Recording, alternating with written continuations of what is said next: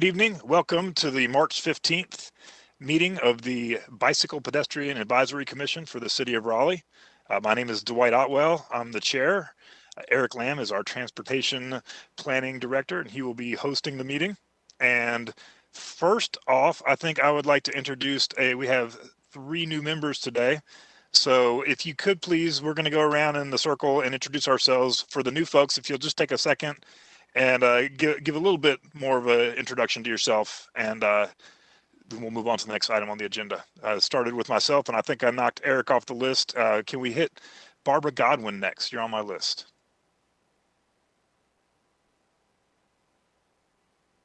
Hey everyone, I'm Barbara Godwin. I'm the Micromobility Coordinator for the City of Raleigh. And next up is Brian Thomas. Good evening, everyone. My name is Brian Thomas. I'm one of the new members of BPAC. I'm a longtime bike commuter, and I live actually south of the Beltline, South Raleigh. So I'm looking forward to kind of bringing concerns about bicycle and pedestrian connectivity from that area to BPAC. And I look forward to joining the meeting tonight. Thank you. Yeah, among some of the other folks around here, Paul and I are both GIS guys.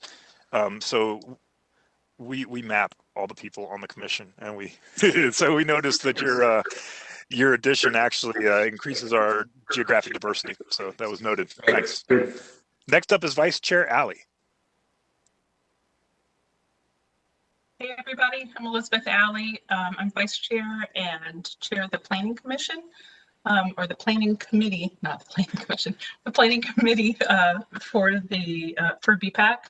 I live near downtown. I walk a lot and walk my children to school, and I am an urban planner by training and practice.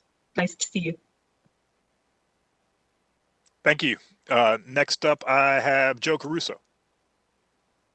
Yeah, hi everybody. I'm also one of the new members. I lived in Raleigh about going on 8 years now. First over in the Briar Creek area. Now I live in north or northeast Raleigh, depending on what's now considered North Raleigh. I'm primarily focused or interested in kind of the pedestrian safety and access piece, both access to destinations and to transit. And then also just, bicycle things as far as recreation and transportation. So happy to be here.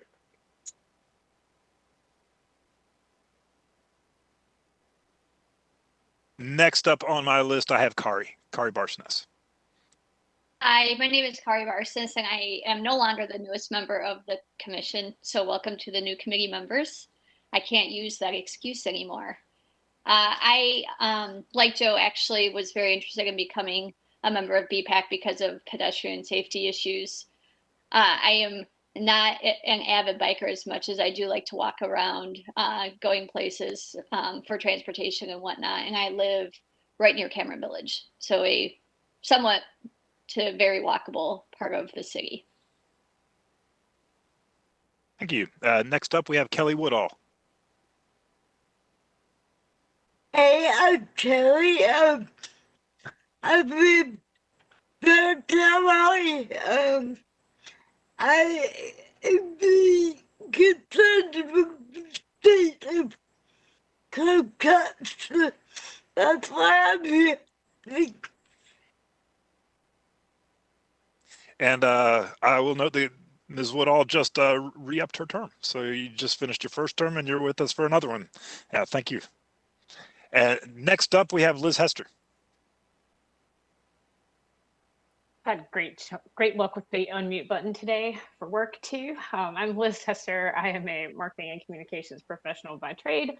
I live and work downtown, and I am an avid bicyclist with, I think there's 11 currently in our house. So I have one for every option. So obviously I'm very interested in that connectivity, but also just in general, the safety, overall safety of Raleigh for the people who are living here. And coming up next is Nick Neptune. Good evening. My name is Nick Neptune. I am the chair with our outreach and engagement subcommittee. I live in east or southeast Raleigh, just a couple blocks sort of outside downtown, and very interested in connectivity and access, through our, cycling infrastructure, and look forward to, advocating for its extension and improvement. Thank you. Next, we have Pierre Tong. Hey, I'm Pierre Tong. I'm on the BPAC Planning Committee. I've lived in Raleigh for 7 years. I'm an avid cyclist. I live in the 5 Points, North Fells area.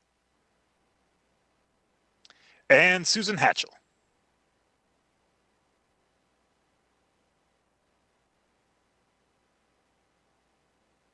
Unmute. I'm having the same problem today. Hey, everybody, Susan Hatchell. I'm on the outreach committee, really enjoying that. I live in the 5 Points area, and I'm a landscape architect by profession and just an avid pedestrian and very concerned about pedestrian safety.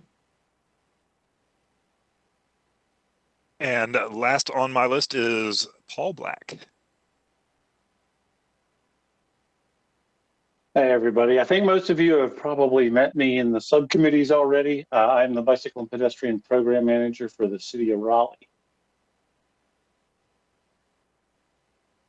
And I believe we have one new member, Mary Jo. It just popped in. All right. We'll give her a second to let her audio video come on, and then we'll throw her into the fire. Are you talking about me? Yes, we are. We just got finished going around. I just could, if you would quickly introduce yourself, and we'll move on to the next agenda item. Yeah, sure. Hi, everyone. Let's see. Okay, great. Hi, everyone. Mary Jo Gellenbeck. Really honored to be invited into this prestigious group. I started my advocacy work for active transportation infrastructure about 5 years ago when my twin boys showed no interest in earning a driver's license. And so with that, I dove deep into that generation's interest, as well as seeking out information that's readily available on the internet. So really proud to be a part of the group. Thank you. Wonderful. Well, I extend a warm welcome to all of our new members. Thank you for your passion and your effort to come in here. Yeah, go ahead, Mr. Lamb. And Mr. Chair, if I could also introduce Christina Jones. Christina is the liaison tonight from the Parks and Recreation Greenway Advisory Board. Ms. Hi, Jones, guys. I'm sorry I missed you. No, it's totally fine. Thank you so much for having me. I'm excited to be here. And with that, let me pull up my agenda. We'll move on to, we've passed introductions, and next up on the agenda is approval of the minutes from the previous meetings. I've had a chance to review them. I hope you guys have as well. You all have as well. If we could get a motion to approve. So moved. Do we have a second? Seconded. So all in favor of approval of the minutes from the last meeting, raise your hand. Do you want the new members to vote on that since we weren't members at the time? I believe you still have to vote. Yeah, well, I mean, you could abstain, but we will ask for a vote, and it's not an ethical conundrum. I watched the meeting and I approved the meeting.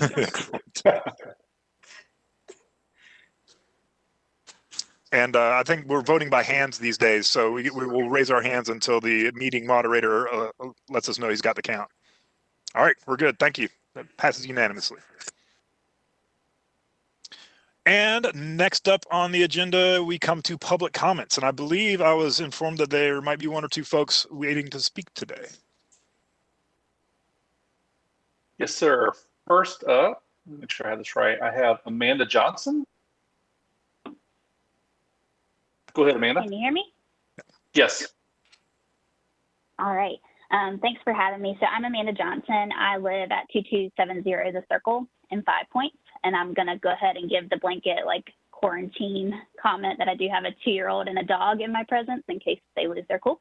I came to one of the BPAC meetings before COVID, and I really was hoping to come back to discuss consideration for increasing pedestrian safety in my neighborhood, specifically thinking through the possibility of a crosswalk across Glenwood Avenue between where I live at the Circle and the 5 Points intersection.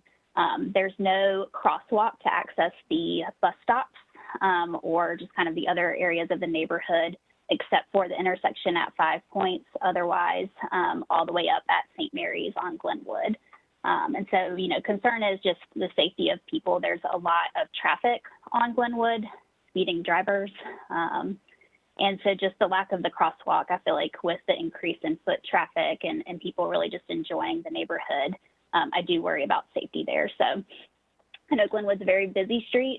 I've done some research just on crosswalks, like the ones that could either go through the medians and or stop based on someone actually signaling to cross at the crosswalk to slow down the traffic. So I think it would be a big undertaking, but hopefully increase pedestrian safety and as well calm some of the traffic and speeding on Glenwood. So I just wanted to bring this concern to you all and see if there's anything that we could do to try to move that forward. Thank you, Ms. Johnson. I remember when you came to speak to the BPAC before, and I agree that I sympathize with you for the issues that you have on the street, and I know it's going to be hard to get anything done here, and we support you. We will continue to take a look at this. I believe we had, did Jed come and speak to us about this, Paul? Do you remember we had one of the city staff members come and talk about the possibility of a crosswalk, and this is one of the specific locations we discussed. Is anybody else? Yeah, I think it was Todd Edwards, but I do remember him talking about this, and I know it's been studied. Eric, do you have any further recollection of the specifics? Because I don't. No, and one of the challenges has to do with the fact that Glenwood Avenue is a state maintained facility. So anything that we do from a markings or signage perspective, we do with a Mother May I approach and have to ask NCDOT for permission. Part of the metrics that DOT uses in establishing marked crosswalks, unfortunately, has to do with usage. And they tend to reserve that for locations with higher amounts of usage. That's not to say that your location to cross the street isn't important, but that's simply unfortunately the metrics that DOT chooses to use. So it is a bit of a frustration. May I ask a question on this? Wow, I looked away and there's a bunch of hands up, so I'm just going to start at the top with Mr. Thomas.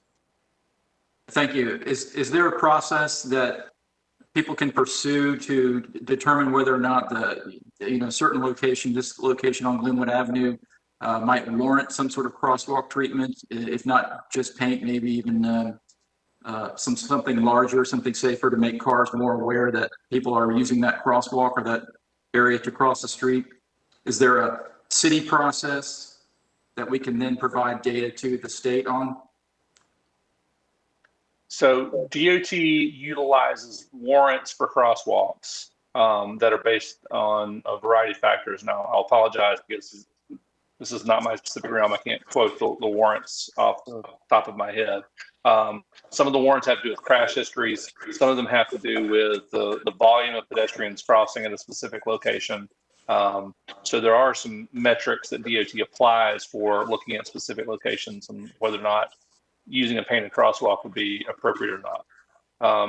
One of the challenges on a 4-lane road, specifically like at this location where Glenwood Avenue intersects the Circle, is whether or not a painted crosswalk is sufficient. Oftentimes for a roadway of that class, you really need to have some type of median refuge that allows for what we call a 2-stage crossing, where pedestrians can cross from one side to the middle and only have to deal with one direction of traffic at a time. And then there's the next level of protection going up from that as to whether or not any type of additional indicators, such as the rectangular rapid flash beacons, or if a full hawk signal would be warranted. And again, you start to tie that amount of infrastructure investment to the number of users that are involved. So it becomes a challenge. Do we know if they've done a count? I am not aware if DOT has done a count. I don't know if, Paul, if that was discussed with Jed in previous discussion or not. I know they've been made aware, and it's on somebody's docket. I have not had a chance to check back in. But again, it's on our radar. Yeah, I'd like to just add that I'm very familiar with this section of Glenwood, and I have observed an increase in both pedestrian and traffic, bicycle riders of all ages crossing that area from St. Mary's to the 5 Points intersection. So it merits, I think, the volume, I think, it's just should be noted that it has increased.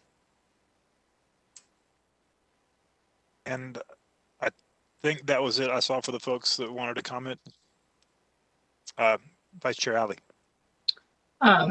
It's an NCDOT street, so perhaps we have no influence over their metrics.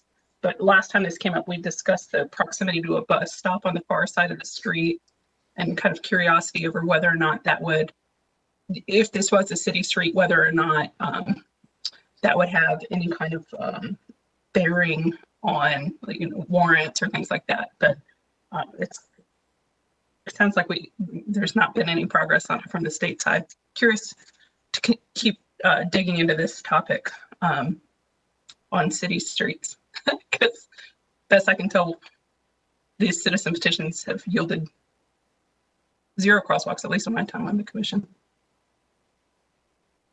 Yeah, for what it's worth, it's one of the things that we didn't get to during policy committee this month. So I've been looking at a prototype geographic analysis of where we are deficient in crosswalks on all of our major arterials. It's kind of labor intensive, but we've got a proof of concept done. We might be able to continue to pursue that as a way to look not just at Glenwood, but at other places around the city that have similar issues. Buffalo Road was one of the impetus locations for that.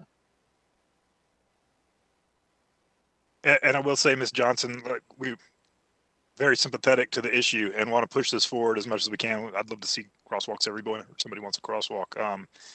NCDOT is dealing with funding issues too, and it's taken them quite a while to put in crosswalks where they've already said they will be putting in their crosswalks.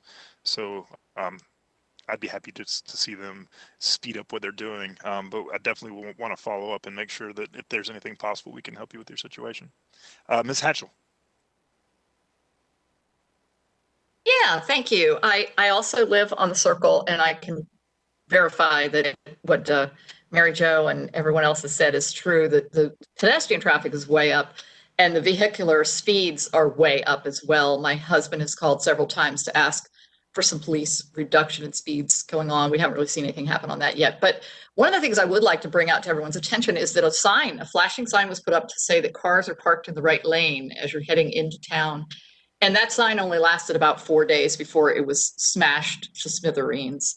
So I think that we're really kind of talking about a place where houses get hit along there, the telephone poles get hit along there. It's a combination of speed and whatever, but there is very little protection for a pedestrian. And I think it's really just a matter of time before there's going to be a very serious pedestrian accident.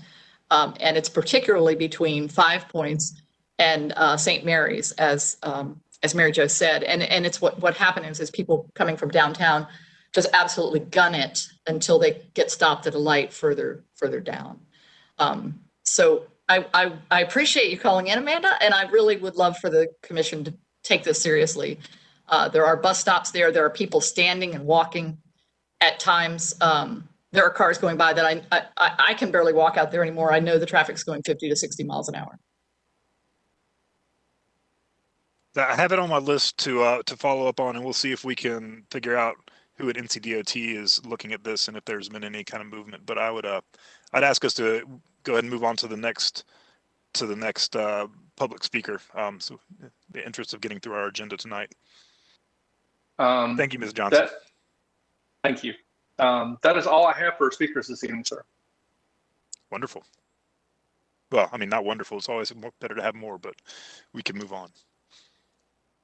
Next up on the agenda after public comments, we move into presentations. And the first presentation will be from the city, from Lee Mai, on temporary construction sidewalk bike lane closures. Give me 1 second.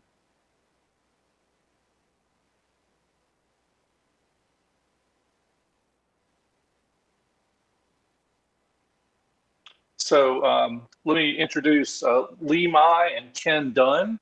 They are part of the city's transportation department. And gentlemen, I'll get you both elevated to panelists now so you can unmute at will. Ken oversees the group that is responsible for management of all of our street rights of way as part of construction and encroachment processes. So whenever we have someone that's coming in to do utility work in the public right of way, if we've got different types of construction projects, Ken's group is responsible for permitting and overseeing those activities. And a big part of what they do is look at preserving and making sure that pedestrians and cyclists have good ability to access these work zones while they're under construction, recognizing that there's always some level of compromise involved because of the constraints of work zone activity. But I will turn it over to Ken and Lee. And if you give me a second, I'll get your presentation up and running. Hello, how's everybody doing this evening?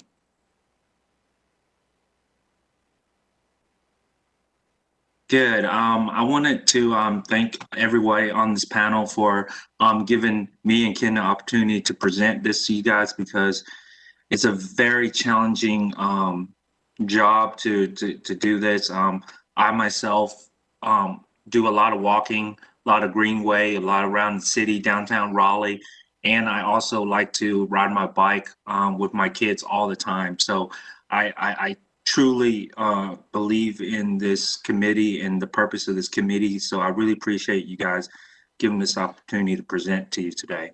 So I want to go over real quick our program, what me and Ken do. So we permit everything that's in the right of way as it pertains to construction.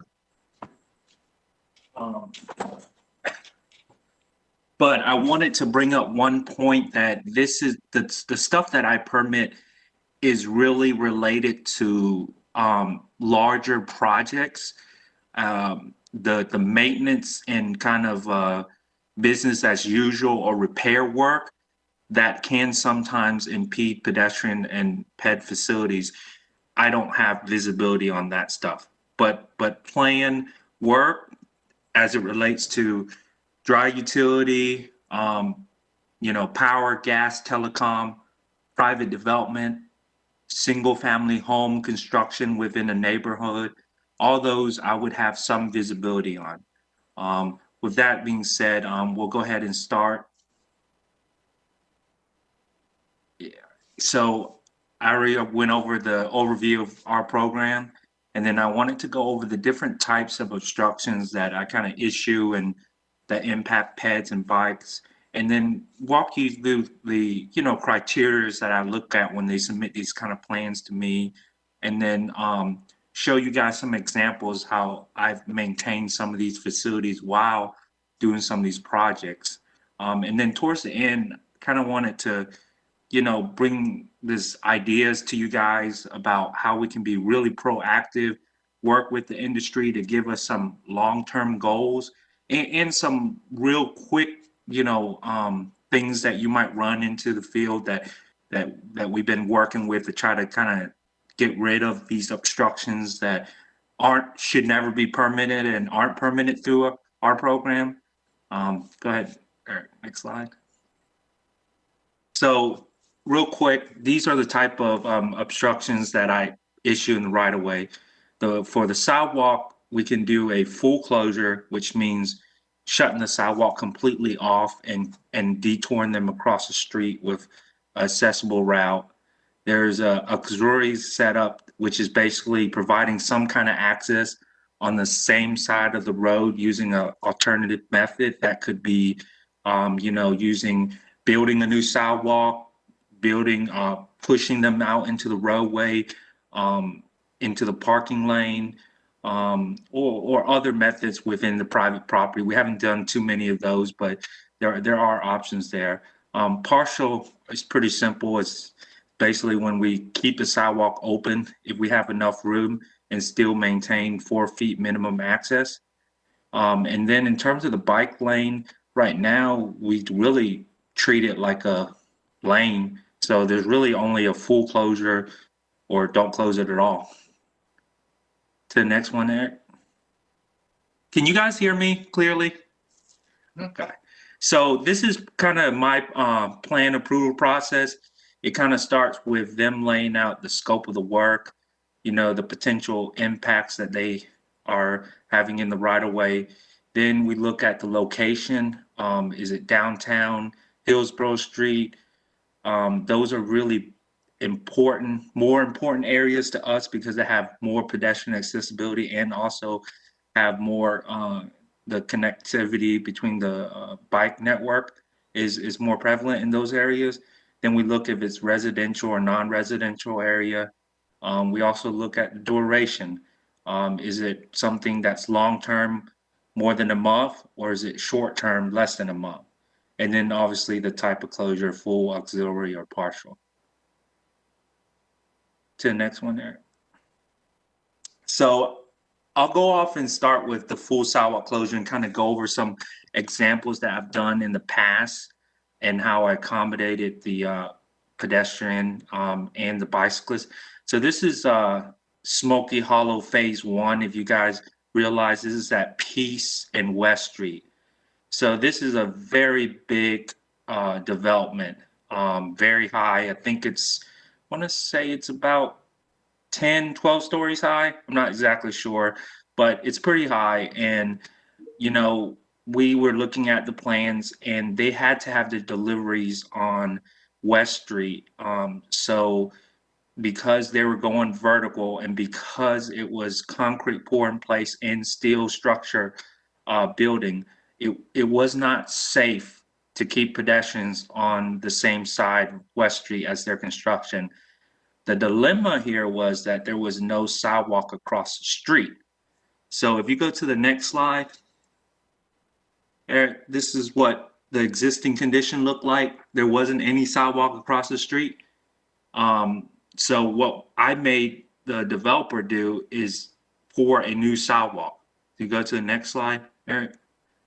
So we started off pouring brand new sidewalks, put in a ramp, put in a island with signage so they can get around the project and back over safely. And it worked really good. A lot of people use it. And what did we get? We got a free, probably about 200 linear foot of free sidewalk that's very in use now that was never there before. So whereas we, obviously had to shut down that sidewalk on their side for 2 years, we got something really good out of this development. And that's really like, I think a trend that I'm going to be pushing on almost all development, for us to get something out of them having to close their sidewalk on their side for a long term. So you go to the next one, Eric. So these are more pictures of the ramp that had put in. And keep going. And this is kind of like the overview picture from the aerial. You can see the nice sidewalk that was put in. And here's another example. So this is out at Macon Pond and Blue Ridge Road at where they're building the new rec center. Same situation. They had tons of work on their side. Utility, storm, water, sewer, new driveways, you name it. They got it, and it just wasn't going to be feasible and safe. But at the same time, this is where all the nurses and all the people we're going to walk to. So if you go to the next slide, Eric, we did the exact same thing. We made them pour a new sidewalk on the opposite side that wasn't there.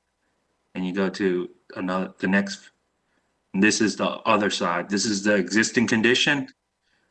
And then you go to the next slide, is the current condition right there with the new sidewalk tied in on Blue Ridge Road. So that's kind of like another example of how we got something from the contractor developer that we required, because there would be no way for pedestrians to get around safely without that new sidewalk. Go to the next slide. So this is the next type of sidewalk closure I want to go over. And this is the old Velvet Cloak on Hillsborough Street. If you guys remember, and this we permitted as a auxiliary, which means keeping the pedestrians on the same side of the roadway. And I know this picture is really bad because Paul had brought up, we had to keep on adjusting that barricade because it was partially blocking the bike lane. But it did give us the opportunity to keep the pedestrians on this side of the project. And there's a reason why we were able to do that and still make it feel safe. This particular building was offset. If you can see by the picture, it was offset from the new sidewalk or the existing sidewalk about 15 feet. So they had all that area that they have the wood and everything to make their deliveries, to do the facade, to build the structure, to bring the structure from the ground up. It was a wood stick frame built, so there wasn't any heavy members ever being hoisted over the sidewalk area or potential to fall down and hurt any pedestrians. So in that situation, we kept them on the same side because we felt it was safe enough for pedestrians to stay on that side. Go to the next slide. Yep. And here is the Glenwood 1 project at Glenwood and Morgan. And this is kind of the same setup. We call it auxiliary sidewalk setup, but this is where we had them pour a temporary sidewalk right next to their building because they were doing new sewer work right next to it.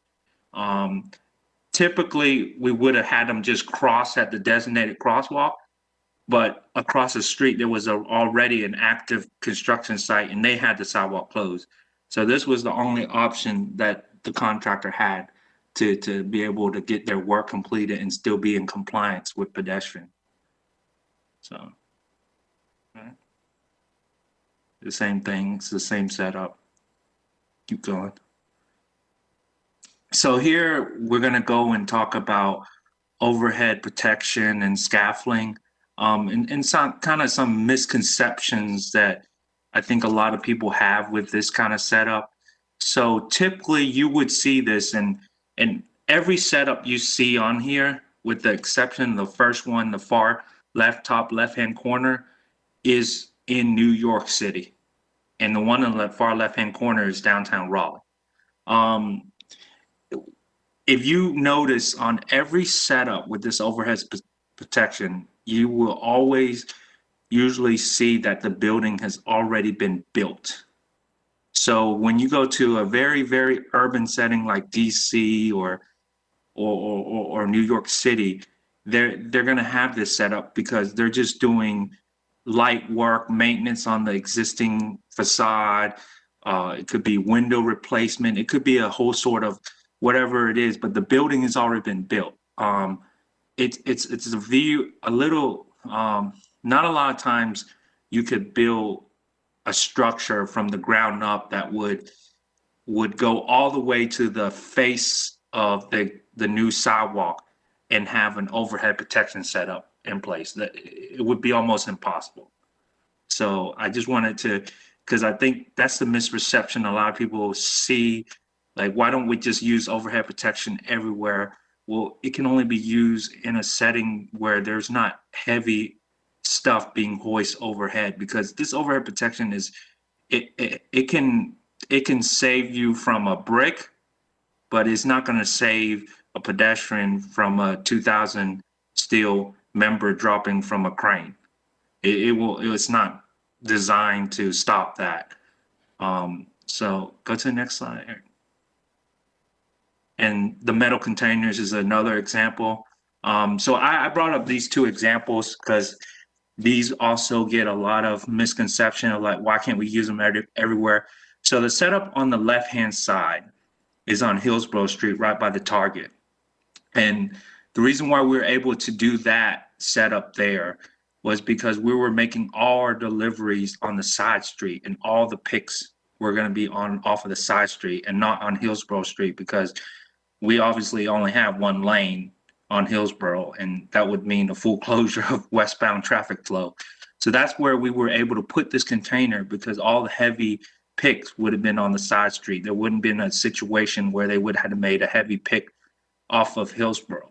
And the same situation with the picture on the right, which is at Northfield, where they made all their picks from, I think it was fronts at North Hills street, the side street that actually goes into the shopping center. So that's the same situation. So we just have to gauge each situation, each job site, depending on which frontage the pick is being made from and what type of building dictates when we could use an overhead protection situation. All right, go to the next one. And then this is obviously the partial sidewalk closure.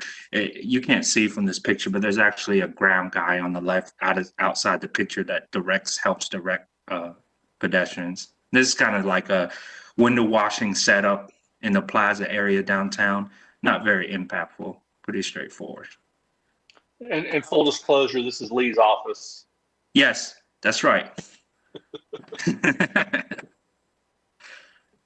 So I wanted to bring this example that we did in the past to kind of show you guys how we were able to do it.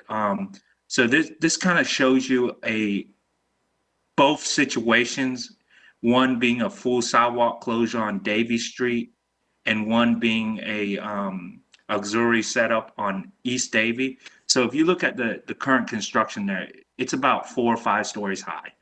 It's stick-built frame. It's nothing heavy that would be getting hoisted by the crane. All the deliveries get made on Davie Street.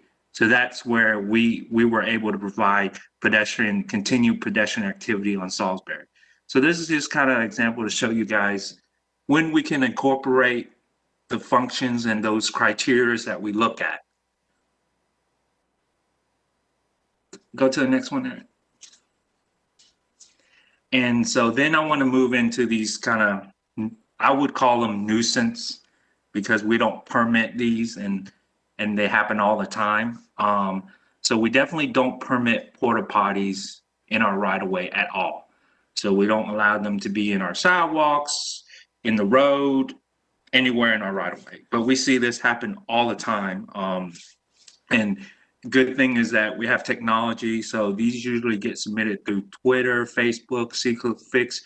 Some of these are sent to us from board members. I know Dwight has sent me some of just general construction blocking the sidewalk when they shouldn't be. That's the next one. And dumpsters. This is another thing that I forgot to mention at the very beginning. I also permit dumpsters and pods in the right of way. And usually those don't take up, they shouldn't be taking up sidewalk. And the only time I think they would take sidewalk is a homeowner would put it in a driveway. We've seen it in some situations, they'll put it in a driveway and their driveway's not long enough. And the bottom half of the dumpster, protrudes into the sidewalk area. We have had those situations. But a lot of these that I permit usually are in parking spaces in downtown. If you go to the next slide, Eric, a lot of people that move into downtown deliver these pods and we permit them in the meter parking spaces. So that's another thing that I do too.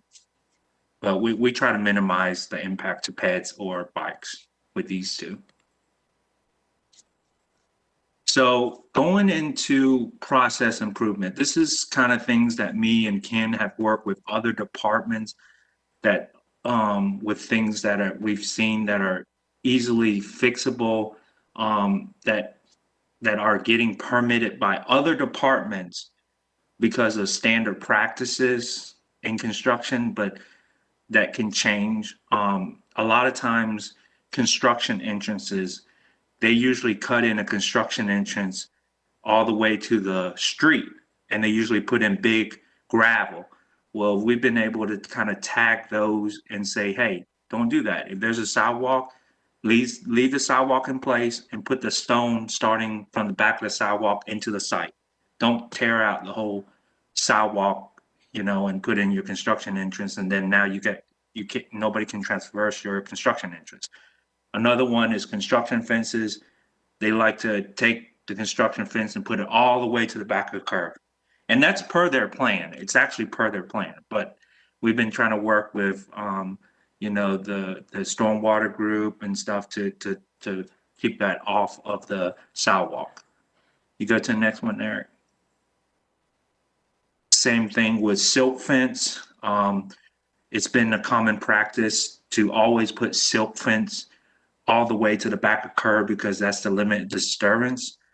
But we've been working with Stormwater to try to get their reviewers to tag, basically, if they see it, if they remember and note that there's a sidewalk, they can ask the people to move it to the back of the sidewalk instead of moving it, having it all the way to the front of the curb.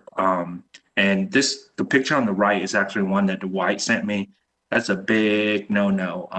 That contractor actually got a citation for doing all that and blocking the sidewalk. So that's definitely not permitted in Raleigh. So this is where I was talking about, doing some outreach, involving some other city departments, reaching out to the dry utility industry that I have a great relationship with to make sure they understand our expectations. We also have a guideline that Ken and myself, I think, are working to update, kind of long-term. That is basically, currently right now, is basically a guideline on how to use containers to accommodate pedestrians, but it doesn't mention of anything about bikes and really anything other. So we're going to be updating that, in the future. And then obviously, so these companies here are basically, you see the DOT and all the traffic control companies. We've been working with them. DOT probably 2 years ago didn't even require plans for sidewalk closures. They didn't care about sidewalks. They didn't care about pedestrians. All they care about is traffic flow.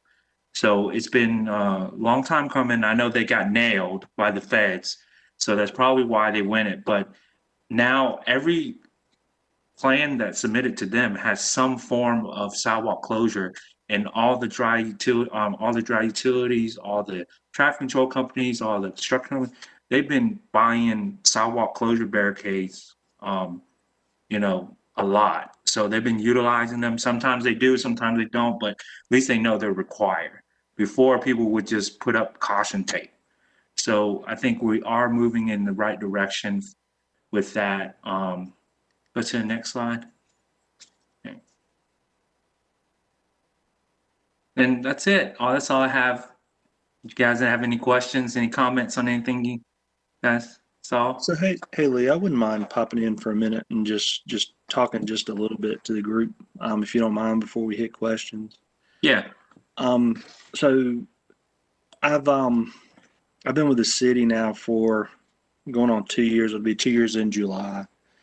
And coming in, I try to come in with a fresh look at things, and we've been doing a good job looking after the right of way, doing the best we can to work towards making sure we're providing ADA accessible pathways, as required by federal law, but then also trying to look at this context, or looking at the context of the construction and trying to figure out the best way to provide the best experience for the most people. And so the one thing that, as I've been looking at that just kind of strikes me every time, is just the context sensitivity of each and every construction project. It is so challenging to work within what's really a relatively narrow realm, and with all the competing objectives that are going on there. Depending on really how the buildings are set up, or what the objective is of whoever's developing their property, to try to make that work. And there's a lot of information, or a lot of things that the city puts out there that we want as well, right? Some of our more densely populated areas have some of our, most aggressive zonings, allow a lot of vertical construction, ask for construction to be done as close to the rights of way as practical, in order to maximize that space, and in some cases try to activate it in different ways after the construction's done. But that has been one of the things that I have been really not surprised at, but it's just, it continues to be an evolving challenge for us as we're looking at that to try to work to figure that out. And some of the things we're doing to try to get ahead of that is that we've been using our technology a bit better than I think we have before, where we have a team set up where we can very quickly reach out and grab. I think the membership on our impact team is at about 45 or so folks that we can get into a very quick chat with to try to get going on that. We don't have regular meetings, but whenever there's anything that comes up, Lee gets that group involved to talk about it, to try to make sure that we get feedback from all the different trades in the city on that, and trying to make sure that we provide that best experience. We work with Paul Black a lot on those, and trying to make sure we understand, what the trade-offs are when we're trying to make that. So those are just some opportunities we've tried to take to get things going a bit faster, or to try to get ourselves involved a bit faster. What we had previously seen a lot was Lee getting notified within about 2 weeks, probably at most, of when closures were needed. And on a lot of these really complicated setups, that is just not enough time. And so working with others within the city and getting involved earlier, I think we're finding better solutions, but we still got a ways we can go. And we are looking to update some of the information that's out there to try to provide better guidance to the developers and to the design community as to what we want, so that we can get the conversation started earlier. A lot of times we do find ourselves behind the 8 ball where, the plan is already done by the time we start talking about constructability and what that impact's going to be on the right of way. And those are some of the times when we have some of our worst scenarios, but we're working to make sure we get those squared away beforehand. So I just wanted to provide that context to everybody.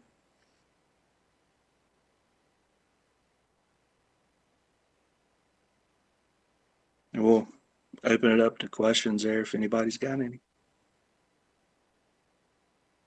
Liz Hester, first on the ball. Yeah, so minor point, first of all, thank you, and appreciate, you thinking about this being ADA compliant as well as safe for bicyclists. Are there any guidelines for contractors to sweep the bike lanes and sidewalks as they're under construction? I've suffered many a flat tire riding through a dirty bike lane. Not only is it inconvenient, it adds up. Tires are expensive because a lot of times nails slash sidewalls and those kinds of things. So just curious if that was something that, I'm sure you can't regulate it, but maybe you could just ask to say sweep. Yeah. So we've done that. So with that picture that I showed you guys on Hillsborough Street, we had to constantly sweep that bike lane because that's just how construction is. It's no different. So what I'm trying to get the industry to realize is to treat the bike lane like a travel lane. So like you wouldn't want nails, you wouldn't want dirt or anything safety related in a travel lane. It's the same thing with bike, and it's even more sensitive with a bike because a bike rides over a pebble. Nothing happens to a car. Nothing happens to a car when they drive over a pebble. But a road bike that drives over a pebble in a bike lane, something serious could happen. So it's all about resources. So like we're staff, me doing the permitting, Lenny's doing the master encroachment, and then we've got 2 inspectors for all of Raleigh. We do have 8 inspectors for private development alone, and that kind of covers the big, large development projects. But we don't have enough eyes on the ground to babysit these crews, to tell you the truth. And it is a problem. But yeah, they're supposed to keep it clean, no different than a lane. So, and something we left out of our presentation is we have a set of right-of-way provisions that we asked the industry to have reviewed and read, and it's part of the permit that they look through that. And we went through an effort at the latter part of last year to get those updated. We added a lot of information about loading zones, bike lanes, and the like. I don't know that we specifically say anything about sweeping, but Lee's approach of, trying to get folks to treat the bike lanes as the travel lane is definitely one that I've seen us taking. But we can certainly take that to our inspections folks and make sure that's something we talk about a little bit more. Mr. Thomas. Thank you. Lee and Ken, thank you very much for that presentation. You showed several pictures of what I would call, large-scale developments that obviously require permitting for encroachment onto the sidewalks that I would describe as being real site-intensive, so they're large-scale construction projects. And so I'm wondering if you require any kind of permitting for what I would describe as large-scale projects that are not necessarily as site-intensive. And let me give you a couple of examples. Right now in my area, Google Fiber is going, throughout the area, running fiber. So it's a large project, but they're not on any one street for more than, say, 3 days or 3 or 4 days. Similarly, we had, I think there were contractors for Duke Power coming out to the entire area, doing trimming and clearing around power lines and utility poles.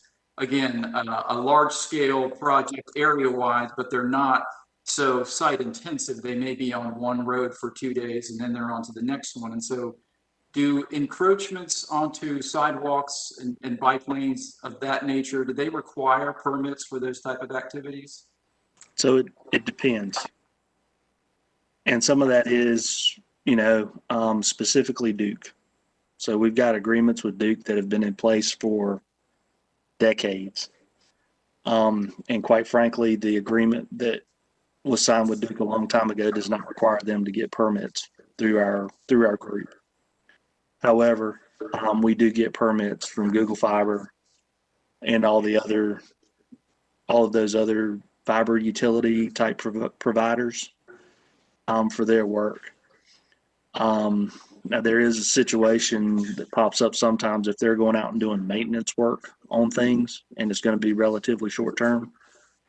We generally do not ask them to get permits on that, but that's one of the places where the right-of-way provisions that I'd mentioned comes into play, because we've put that out there to sort of establish what our expectations were to the industry, so that even if they're not required to get a permit, they're still doing their best to follow our rules. And frankly, if we see those folks who are out doing maintenance type activities and they're blocking the sidewalks and not doing the things they're supposed to, they are eligible for getting citations as well, just like anyone else who's doing that work.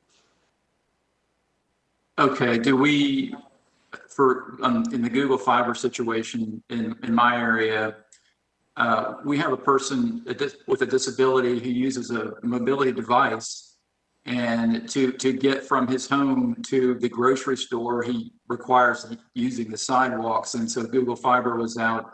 They had torn up the sidewalk, and a couple of 10-foot sections are just chunky gravel now. And the person actually got stuck as he was trying to go grocery shopping, and would have been, left there for I don't know how long if it hadn't been for some passersby who, were able to drag him out of that situation. And so I just want to make the point that these aren't simply inconveniences for citizens. And in some cases, these are incapacitating for people to conduct their everyday business. So it seems like there could have been a simple solution, maybe laying some sheets of plywood over those stretches of gravel, or whatever the solution may be. But it seems like there are some simple solutions that open things up for people who rely on this infrastructure for their day-to-day activities.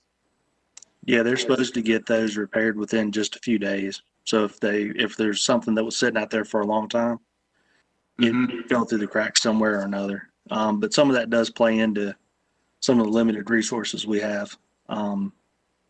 with folks, but we try to coordinate with those folks with lots of work in the right of way and try to, make sure they're our eyes and ears out there, because with just a limited staff, a lot of it is just trying to make sure that, like, Google is properly overseeing their subcontractors, right? Because that's who's really doing the work out there is Google's sub. So that's been our approach to trying to minimize those. But yeah, we understand. So yeah, Brian, if you know those locations and they still haven't been repaired, if you want to shoot me email, and I can send it to our inspection team, and they can follow up with Google, make sure those are repaired ASAP. Okay, that'd be great. Thank you, Lee. I appreciate it. Yeah, but they are required to permit. With this instance with Duke pruning, that's a maintenance activity.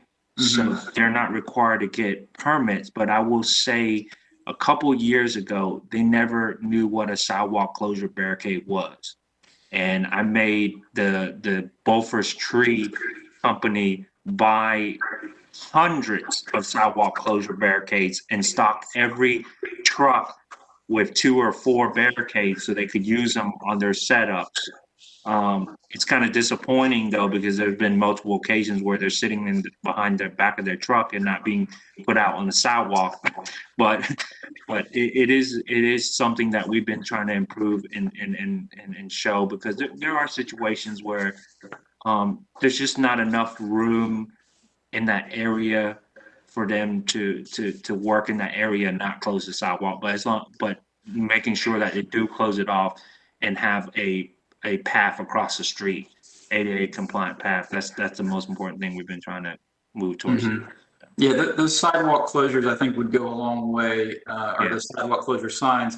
When you're on the sidewalk, the example that I'm thinking of, that I saw, a woman is pushing an infant in the stroller on the sidewalk, and she just comes upon a truck that's parked in the sidewalk, and so she's forced out into Lake Wheeler Road. And she had known ahead of time that this was coming up.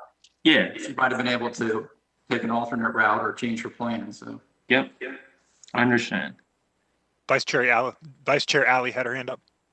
Thank you.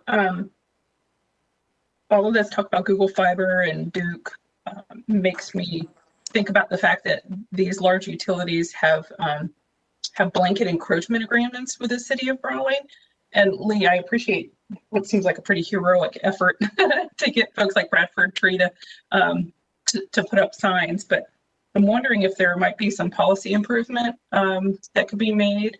I haven't read these encroachment agreements, but perhaps if we could get some of this language inserted there so that they, when they are repeat offenders, they are in violation of their encroachment agreement, and our city's attorney's office could intervene perhaps. So we do. Yeah. So we have a citation process for anybody that does work in the right of way, whether they get a permit or they don't get a permit from us. They must follow our rules working in Raleigh.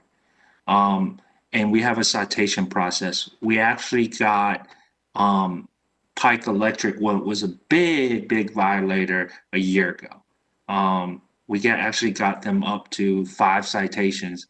So when you hit 6 citations, you're actually, by our code, we could stop them from working in the right of way for an entire year. So that's a very good policy that we have in place.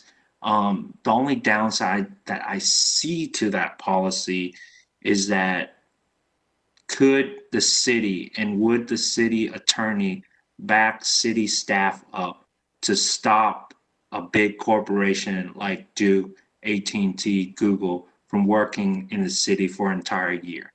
Because it doesn't say, hey, you stop this particular sub. It says Duke Energy or Pike Electric, which does a vast majority of Duke Energy's work.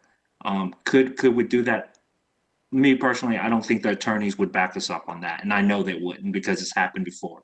So that's really, I don't know if we need to change that policy to say me and my colleague who handle kind of the code. I don't handle code enforcement, my colleague does, but me and my colleague, she says it's better to keep on citing them with more monetary penalties and then put down a shorter duration of stoppage.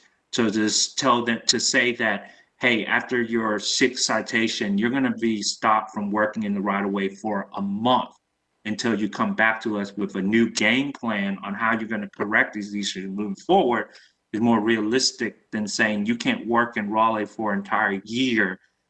I don't think that's going to go well politically or anything. I don't think that's just going to go well. So that's what we're working with. That's what we're working with. Yeah, and Elizabeth, to Lee's point, one of the things that we've been doing lately too is so we often cite the subcontractor because it may be easier for us to encourage the subcontractor not to work in Raleigh anymore if they're not paying attention to our rules. And kind of the other part with that is we make sure to get in touch with the main contractor, with the main entity that sub is working for, to let them know what's going on, right? Yeah, because they're out there representing them. And so we want them to know so they can help take some of that corrective action as well. Right. This would simply be formalizing that, Ken. Just, an idea I think it's worth discussing. And I'm not suggesting at all that Duke wouldn't be able to work in the city for a year. I mean, that's a no starter, but these subcontractors are contracted to Duke Energy. And so we could hit them from both angles and apply pressure in 2 ways, not just in violation of our code, but violation of our contracts, right? So that's 2 different items. So just sometimes that extra layer and violation of a contract, it might be seen a little bit differently than violation of our code in our city attorney's office. So just, I think it's worth exploring, because as hard as you all are working, it doesn't, as a pedestrian, it doesn't feel like it's moving the needle. So I will say that one surprise I had was the lack of the number of master encroachment agreements or really blanket encroachment agreements that we have in the city. We really only have a couple of entities that have those agreements with us. And a lot of times each site is an individual site, which that's been something that I've been working towards, is trying to get more encroachment agreements, or more master agreements rather. Because to me, that allows us to look at it as an entire large project, right? If we're going in and we're given a permit or given an encroachment even on this one site, right? So this 300-foot long piece of fiber that's being installed for Solido, who's one of the smaller entities that provide that for businesses in the area. And Solido comes in and they have 20 different encroachments with us, and they're working in 20 different areas. That really keeps us from looking at it holistically if they're a problem. So that has been something we've been working on. Elizabeth, I'll be honest with you, there has not been a whole lot of energy behind that when it's been sent up, kind of up the ladder to talk about it, because it is a different way to think about how you're doing business. And we've tended to be one encroachment and one permit at a time, as opposed to looking at things in a bigger picture. So yeah, we'll take that and look at it. I'll see if I can't get that going again, get that conversation going again, because it does give us some more tools to work with. And if there's a way that BPAC could be kind of, we're council appointed and in conversation with counselors, that if that's a policy move we need to advocate for, then I think it might be useful, because as you said, seeing this as a systemic issue instead of like a one oops, it happens over and over and over again. And that is a problem you need to look at systemically. So yeah. I think council could probably direct city attorney staff to do so. I do have a couple questions. Let us know if we can help. Yeah, we'll do. Thank you. I think I might have missed it earlier when you were speaking. When you do alternate sidewalks, you said that you put in an ADA crosswalk to the other side to provide access to that? That's Yeah. correct. Either there would be existing ADA crossing, or I would put in a ADA crossing if there wasn't a signalized ADA crossing. Wonderful. Yeah, I've had a bunch of issues with the fiber, specifically on Falls of the Noose. When you get up there and you come down half a mile down a Yeah, block, and then it's blocked, and yeah, you're going 1/4 mile back to the next crossing. that's correct. That's a tough one. I've been trying to work with DOT on that one. Right now, DOT's stance and what they've been working with the federal is that as long as their signs are up to tell you, but it's tough because from any given ADA crossing, that boring crew, you could walk half a mile before you get back, before before you see a signage, and then from the first warning sign at the ADA crossing to actually where they're working, you could come out off of the shopping center or somewhere and you never see that warning sign. You basically walk all the way to their work zone and say, oops, the sidewalk's closed, and have to take a U-turn and go all the way back. There really isn't an easy way around that. There's 6 lanes of car traffic, man. We could close a lane of car traffic. It would be really tough to, especially when they're on DOT corridor, to make them put in a temporary crosswalk right there and make it safe to be there for only a day. Yeah, close the lane of traffic and put the sidewalk there. I mean, it's a lot easier for a car to move over a lane than it is for somebody with a stroller to walk a mile and a half out of their way to get around a blockage. Yeah, I agree. That is something we're working with on DOT. Just to let you guys know that if that's something you guys are really pushing on DOT streets, that may be something you guys want to talk, because they're the ones issuing the DOT encroachments for those streets for the telecom crews. I have visibility because I get the permits when they're working on the city streets that come off of the DOT streets, so I see the whole route.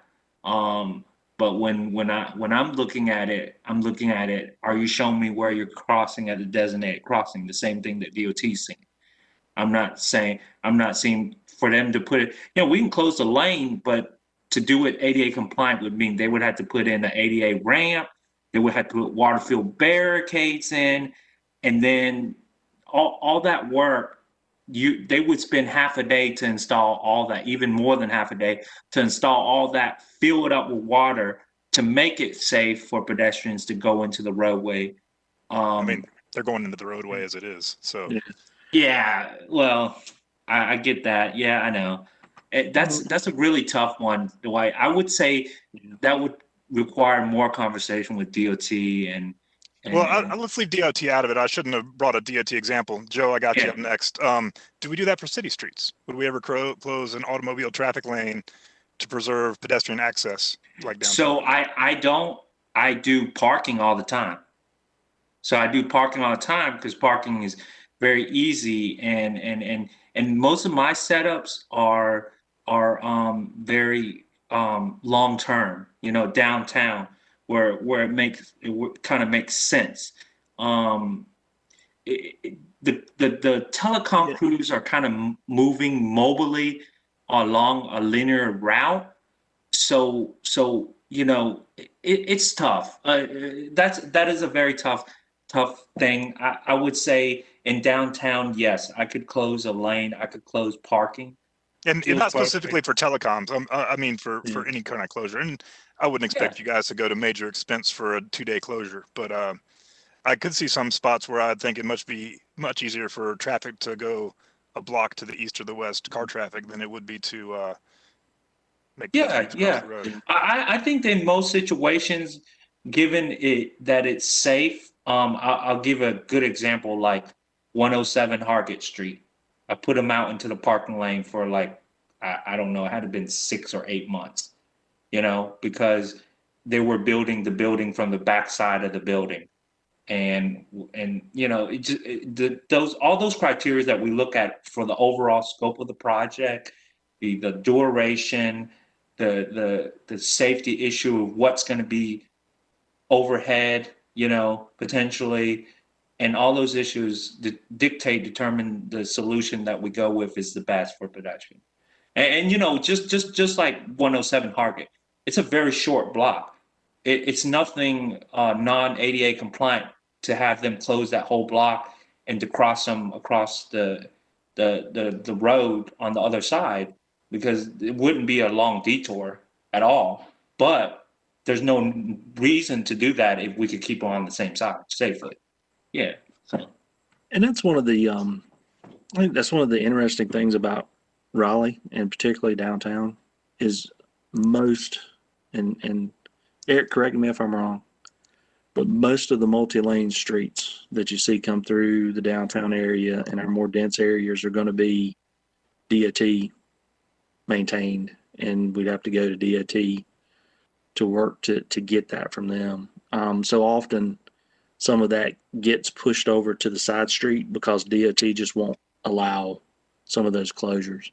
And that's where, you know, when we've got our street grid downtown and we've got those options and those opportunities to shift folks, it's a good thing.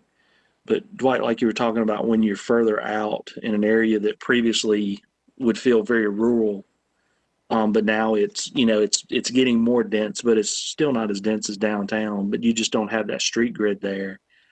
It's so challenging when they're coming down that section and they're affecting 100-foot long stretch at a time, and trying to work that is challenging, but that'd be a good area for us to look at and try to see what we can do. I also want to mention too that we are one of the only municipalities that takes the opportunity to get a permit for these types of closures. I don't think Lee placed that in his presentation, but I think it's us and Charlotte. Lee, is that correct, as far as folks who have a similar program to ours? Yeah, I think Charlotte is the only one, and they actually only get a permit for private development. They don't do like maintenance work or dry utility. I think their program is based on duration too. So like if it's a certain duration or less, I don't know.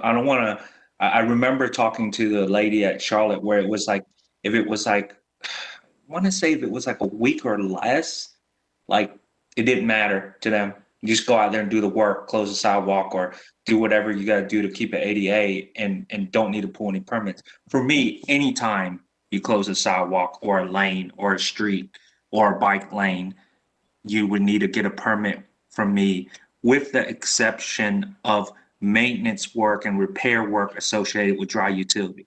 So if it was like a crew that needed to do facade work downtown, they would have to get a permit. If it was a crane company that had to shut the road down to set new AC units on downtown buildings, they would have to get a permit. No other city, I don't think, even Charlotte, I think they may do a full road closure permit, but they're just mainly focusing on the really, really big long-term projects. We do pretty much everything. So I got questions, guys. I apologize to the commission. We're going to keep, I'm going to keep this going for a little while. Do the same rules for applying for a permit for closure apply to city departments? For instance, if transportation comes through and closes a sidewalk or utilities? So I have no visibility on city project. Now the expectation would be kind of the same, but I have no control over city projects. That would be the individual departments and how they implement those, and who's responsible for checking up on that. Okay. Correct. That would be that individual department. Yes. Yeah. And we haven't even started really talking about bike lanes yet. Yeah. How do you guys prioritize? Like, you got, you know, a space, and you're going to have either a car lane, a sidewalk, or a bike lane, or, you know, bike lanes, you can't really send them to the other side of the road. How do you determine when it's appropriate to close a bike lane, and what sort of mitigations are put in place to accommodate those users? So for me, the determination is really, do you need to be in the bike lane? Are you cutting a hole in the bike lane? are you needing that space because your equipment is going to occupy that bike lane and there's no way to place that equipment somewhere else? That's really the criteria. And we've worked with Paul really well, where now crews are actually using signage. So it's not just right lane closure, it's bike lane close ahead, prepare to shift, it's treating it like, and then it's actually putting in tapers within the bike lane. So to show that the bike lane is transitioning, it might be not as clear as a lane closure because they have so much room in a lane closure, but at least it gives some bicyclists a chance to shift over and to know that a closure is coming. So I think that is a move in the right direction. That's, like I said, that wasn't really in my presentation. There was either I don't have a temporary option right now to say, hey, we're gonna, it's not like, with lanes, you might have 2 or 3 lanes, right? You only got one bike, right? So you can't really shift a bike lane into another bike lane. So it's really tough. So right now we're just basically shifting or closing the bike lane and having them shift into a travel lane. So yeah, and just to add on to what Lee said, there's not a lot of guidance out there as far as what to do and how to handle bikes. I mean, to be real frank about it, we handle them like a car, like a vehicle. I know how far out do you need to start doing the transition? We're not 100% sure. We generally treat, or what I've seen us doing is treating that like you would treat the lane markers. So like, if you were in an area where you were losing the bike lane anyway, that we would basically put in the temporary measure in the same way, where from a vehicle standpoint, you see those types of things being shorter and more compact.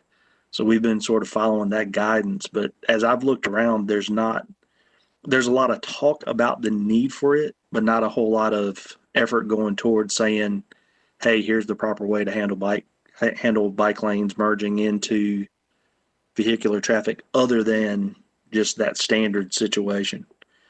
And as far as when we make the decision as far as to close or not close, we go through a lot of effort to look at the different scenarios, try to figure out what does make the most sense. And sometimes it is, just, hey, they need that space for their delivery because there's not another option for them to do something. And so, hey, how can we properly get cyclists, get everybody where they need to be so they can be safe. And a really great example of this is the 400H project that's bounded on 2 sides by separated bike lanes, Harrington and West.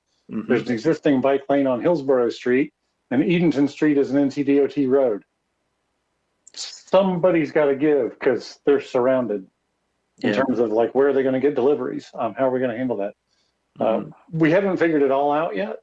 We did look at Hillsborough Street, and we looked at taking the existing bike lane and just tapering it 1 block earlier into the sharrows that you get as you cross over the railroad bridge anyway.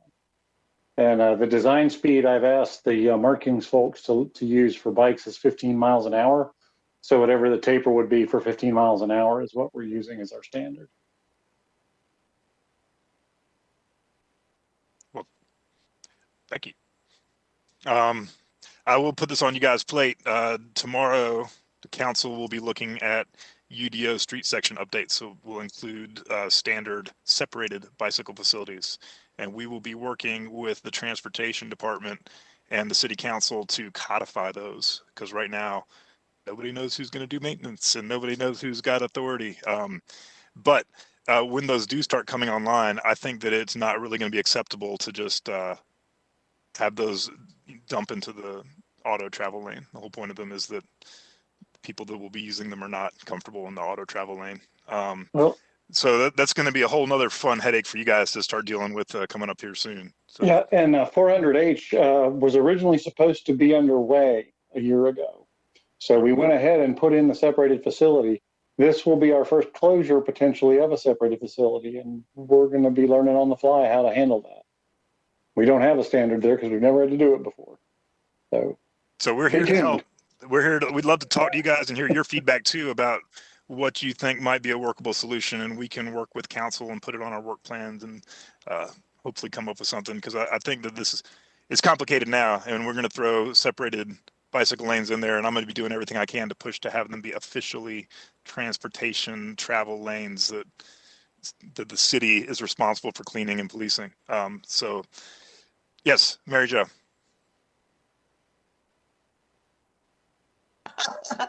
Oh, shoots. Thanks, Dwight. I thought I was in the back of the line. Yeah, I wanted to explore the topic when I saw in the slide presentation, which I really appreciated all of the insights that you've shared. I feel really uplifted to hear that this concern is now on the radar. All we're hoping is that all modes of transportation are treated equally as we advance forward into the future. So uber on what you guys are achieving. I wanted to talk about the See Click Fix app that the city has available. I know that I myself use it to identify sidewalks if there's landscape encroaching on the space. How effective is that for you guys in identifying sidewalks and bicycle lanes that are obstructed during the construction of a site? And I mean, is it viable for the public to actually use it? And lastly, is the See Click Fix data that's submitted by the public who's participating and collected and observed to see if there are areas of the city that more violations are occurring? So I was hoping to learn a little bit more about that. Yeah, so See Click Fix, I would highly not recommend using it for sidewalk closures or pedestrian closures or bike. My reasoning is those go directly to city council, and the people at city council have no idea who does what. Unfortunately, they don't. There's too many things that the city does, that multiple departments do, that it takes so long for that complaint to get to the right staff member. And then on top of that, we've got 2 inspectors to cover all Raleigh. So it would be better if anything that is related to construction be directed towards my colleague Amanda. She can track down better who is responsible, is it permitted, and how to take corrective action rather than using a See Click Fix. Because by the time it gets to See Click Fix and goes through the hierarchy and gets to her desk, it's 1 week, 2 weeks into the complaint. And then she now has to spend a couple of days to track down who it really is. And it's just not efficient. If it's something like a pothole, if it's something like a sidewalk panel that is cracked and is beyond ADA compliant, if it's a sinkhole,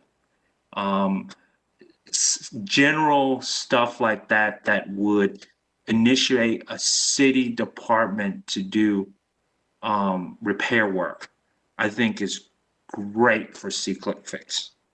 See Click works great, but for specific construction related complaints associated with construction projects, it should go to Amanda, and then she can triage who needs to address it.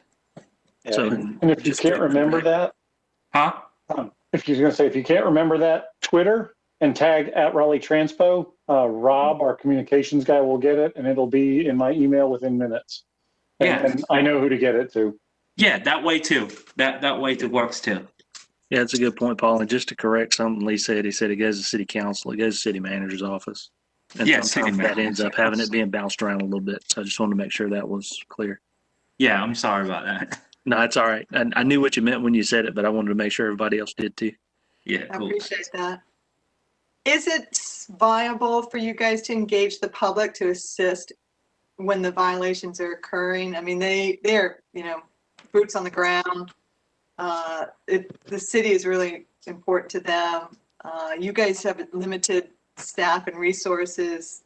Is this something that you've considered in the past, a way for the public to participate in bringing these violations to your attention?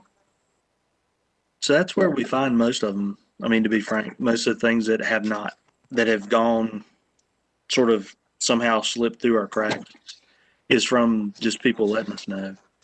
I don't know that there's a really direct way to get in touch with us, and maybe that's an idea of something we may need to do. I do like, Paul's mention of making sure you tag Raleigh Transpo, because Rob, I'll echo, is very, very good at getting that info to us, and then if it gets to Paul, it gets to the right place. But that may be something we should consider as maybe a more direct way to I mean, could it be get that info something to as, us. right, could it be as something as simple as an information sign that goes up when it says, the sidewalks are being, where the sidewalks are being interrupted? Because honestly, I don't know who Amanda is.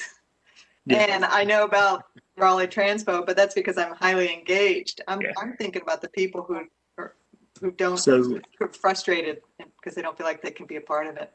One of the things we're doing as a pilot, and Lee, hop in when you need to or when I misspeak, but we are working to put more informational type signs up at the starts of some of the detours and some of that info, and trying to use that as a way to outreach. We're also, for people who live in the area, for some of the larger developments, we are working with the developers to do a communication plan that talks about what the closures look like and what to expect as things move forward. But of course, that's only going to reach people that, get a mailing or who have something, have a door to post something on. For folks who are just walking through the area, that's probably a gap we need to figure out how to do something with. But other than putting up those signs, but we're starting out as a pilot, and I don't know, Lee, have we got one up right now where we've done that? Grant Avenue. That one's going in like this week, right? Correct. Yeah, we did have something up at the Block 83 project, which was right there at Glenwood and Boylan. Or not Glenwood and Boylan, sorry, Hillsborough and Boylan. But I think those have all been taken down now. Well, that's encouraging to know that you guys are thinking about it. I really think it's, in the city's best interest to be able to do that community engagement. Because, we're experiencing it. We're experiencing the hardships, especially if it's in your route. So thank you. Yeah, definitely. Mr. Caruso. Yeah, thank you. I had a question that Dwight kind of asked a little bit earlier, but I'm kind of I want to understand kind of from a policy standpoint, whenever we have these full closures and you have a detour across the street to the opposite side, how do we determine where that crossing happens? And I'm asking mainly because, downtown is not as big of an issue. The block lengths are fairly short and virtually every intersection is signalized. But I'm thinking, I had a couple years ago, there was some closure out on Spring Forest Road mid-block. And, once you get outside of downtown, it can be upwards of a mile between signalized intersections. So I guess two questions is, what do we consider an appropriate place to cross? Is that only at signalized intersections, or do we consider an unsignalized intersection appropriate? And is there a specific distance? Well, I guess it's the same question. My main issue is obviously if we're saying, okay, you have to cross a street, but that crossing is at a, quote unquote, unsignalized or unmarked intersection across a 5-lane arterial, I don't really feel that that's appropriate. You know, whether or not that's even ADA compliant, I'm not sure. But how do we think about that from like a policy perspective, and what is our kind of general guidance on that? So that's a perfect lead in for one of the reasons I asked Dwight if we could bring this presentation back. Part of it was we had a lot of new members who hadn't seen it. The other one was back when we saw this the last time, which is going on 2 years ago now. We were really pushing to try and make the pedestrian closures in particular be more like vehicle closures. And sort of the marching orders I was working with was, did we close a travel lane for cars? No. Then why did we close the travel lane for pedestrians? The reality has been it really depends. And part of it has to do with those steel structure, zero lot line buildings. What we found in the past year trying to implement that has been, it's really unrealistic in those situations to try and keep a sidewalk open on that side of the street. So we do have situations in some more sort of outside of downtown locations. We just worked with one at North Hills, where again, we were not able to keep the sidewalk open on both sides of the street. It is going to require crossing a Lassiter Mill. That's about 12,000 to 15,000 cars a day, but we have signalized crossings. They're, I think, Lee or Ken, you remember, it's about a quarter mile apart. Yeah. So it has as much to do with the kind of construction that's adjacent to the right-of-way as it does the kind of facility that's there. It has to do with the ownership. If it's a DOT road, we have a different set of standards than if it's a city road. We're much more lenient with ourselves than DOT is with us. So there's not a stock answer. It's going to depend on the specifics of the site, the specifics of the street. Our goal is to try and keep the sidewalks open. I think if we were able to say there isn't a reasonable crossing, we don't actually meet our own guidelines in terms of reasonable accommodation, we would be able to bring that out and work with the site owner to make something work. It could be putting in temporary signals. Have we done that anywhere? I've seen it done in other locations. I don't know that we've done a temporary signal, but we definitely look for options. Yeah, so I know that that's something that has been done, but again, the bar would have to be pretty high for something like that. They're very expensive. From a safety standpoint, it's from, especially on a DOT street, that would be a big ask and probably difficult to do. Yeah, I don't know if that helps get your question, but yeah, after feeling like Don Quixote for the last year working with some of these developments, I think we've sort of said the way we had been looking at it is as long as you can keep a reasonable accommodation, and that means probably something on that street. And I think a great example that Lee had in his presentation was the block of Hillsborough, where the northern block was already closed by another construction project. So the second person in couldn't shut down essentially both sides. They had to create at least a temporary sidewalk during their closure so that something was open. And I think that's our bare minimum, is you've got to leave something open. We do look, though, at the volumes. If we can get the development, if it's on a corner, take all of your deliveries in your picks on the slower side street. It's much easier to cross somebody on a street that has 100 cars to 1,000 cars a day than it is a street that has 5,000 to 10,000 cars a day. So an example of that would be, hey, do your stuff on Hargett Street, we'll cross the pedestrians, but don't close it on Salisbury, or don't close it on Wilmington. That's a much busier street. Leave that side open if you can.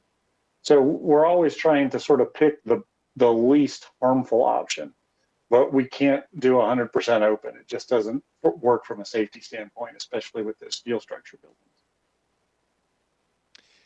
Thank you, Paul. And yeah, I'm sorry. Please go ahead. Go ahead. I'm sorry. Yeah, just to follow up real quick. I mean, I guess it's a little bit of a hypothetical, but like I'm assuming that the sidewalk has to be closed for, pick your reason. And again, this is really only an issue kind of outside of downtown. But like, assuming that the sidewalk has to be closed, I'm kind of just interested in, concerned about how and where we're making these crossings of the street along virtually all of our arterials outside of downtown. Like I mentioned, Spring Forest, Rock Quarry Road, Six Forks, et cetera. I mean, most of these streets have long sections where, it's not a couple hundred feet to the crosswalk. So I'm trying to understand how we deal with that. I totally understand. I think, Joe, maybe I just sit down with you offline and walk you through the process, because really it's usually Ken and Lee and I sitting down and figuring out what our options are and sort of how bad is the issue. And if it's bad enough, how hard do we push? I know that it's a funny story. No funny. One of the things I look at is transit, and Dwight knows what's coming. So I had a closure out on Six Forks, and I looked, and it wasn't anywhere near the transit stops. It was adjacent to the interstate on the south side. I thought, I bet I've got pretty low ped volumes here. I think we're going to be okay closing this. And I don't think it was closed for a week. And I found out that there was somebody that used it for their bicycle commute because they weren't comfortable riding their bike on Six Forks. And it was our esteemed chair. So that was a fun lesson for me, was like, oh yeah, just when you think it's easy, it's not. So again, every one of them is scrutinized, and they're all unique. There's a lot that sort of go under the radar where we are able to make accommodations, not an issue, but there's plenty that aren't. And there's plenty of sort of back and forth with the site managers and the developers to try and figure out like what's the best set of trade-offs. One thing we do, if they have something like a sewer cut where they close the travel lane as well, we're willing to sort of say that's a given. So they'll come in and say, hey, we're closing your sidewalk for 2 years. And we say, no, you're not. That's really not okay. They say, okay, we're going to close it for 2 weeks when we do the sewer cut, and we're going to close it for another 2 weeks when we do whatever else or something else that requires a full closure. And we say, okay, that's reasonable, and there's safety issues, and okay, we'll work with you on those. And that's generally where it ends up. We do have some that just say, hey, based on the nature of this site and this construction, we need a full closure. And we'll say, is that something that works or is it unreasonable? And then we sort of work back from that.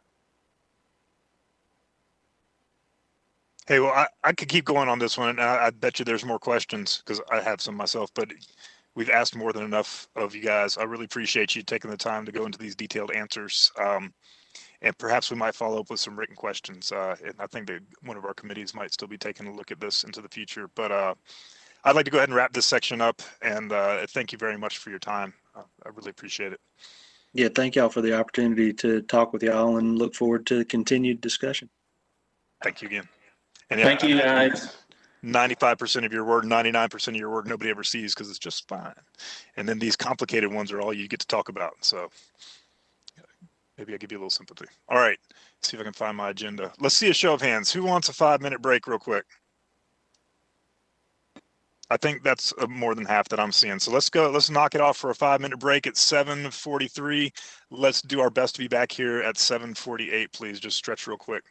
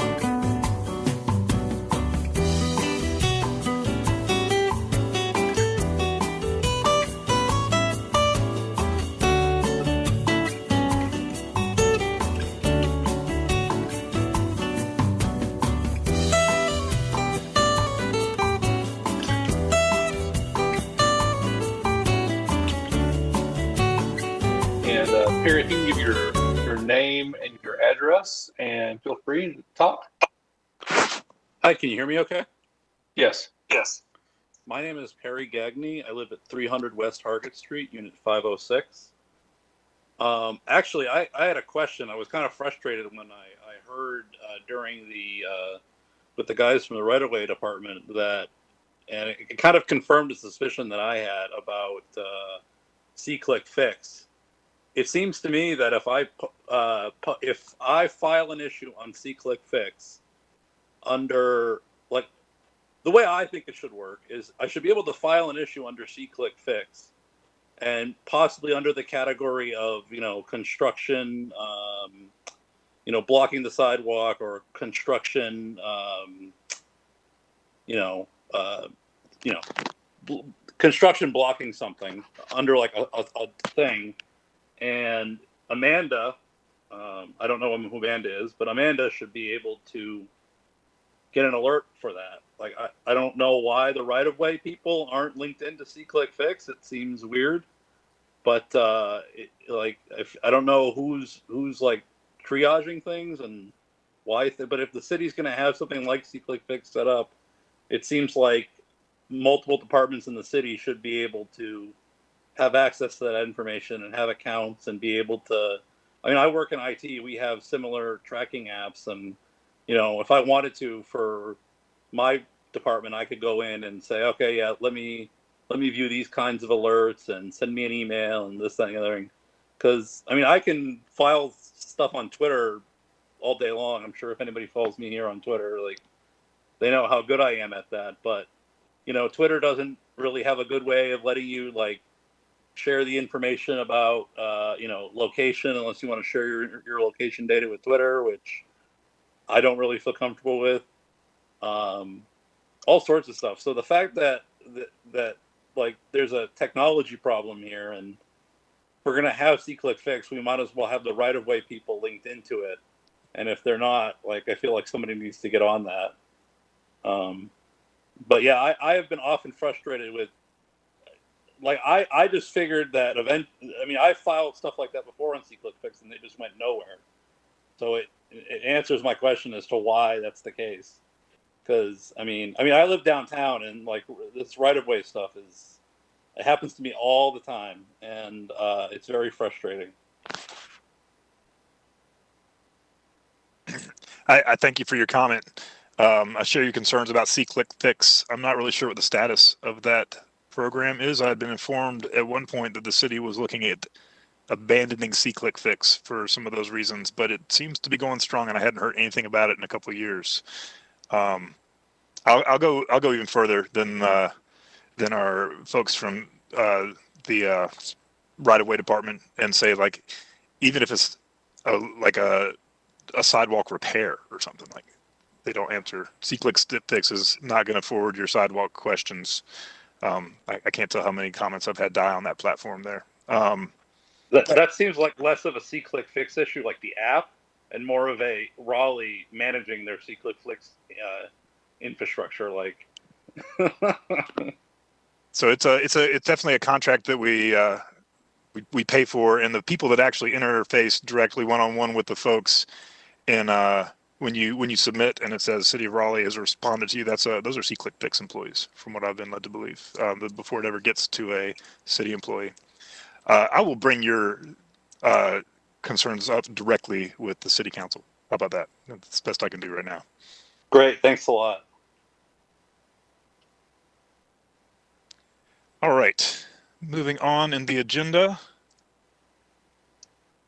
Wherever I put it, I don't have my agenda, but I think I remember the next up was a Capitol Boulevard North bike ped plan updates presentation from Paul.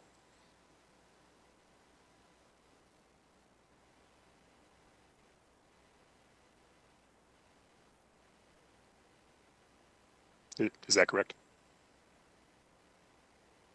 Yeah, that's right. Okay, great. Paul's just still muted. Sorry, my batteries are starting to go. I may have to switch audio here in a minute. But if I suddenly stop answering, that's what happened.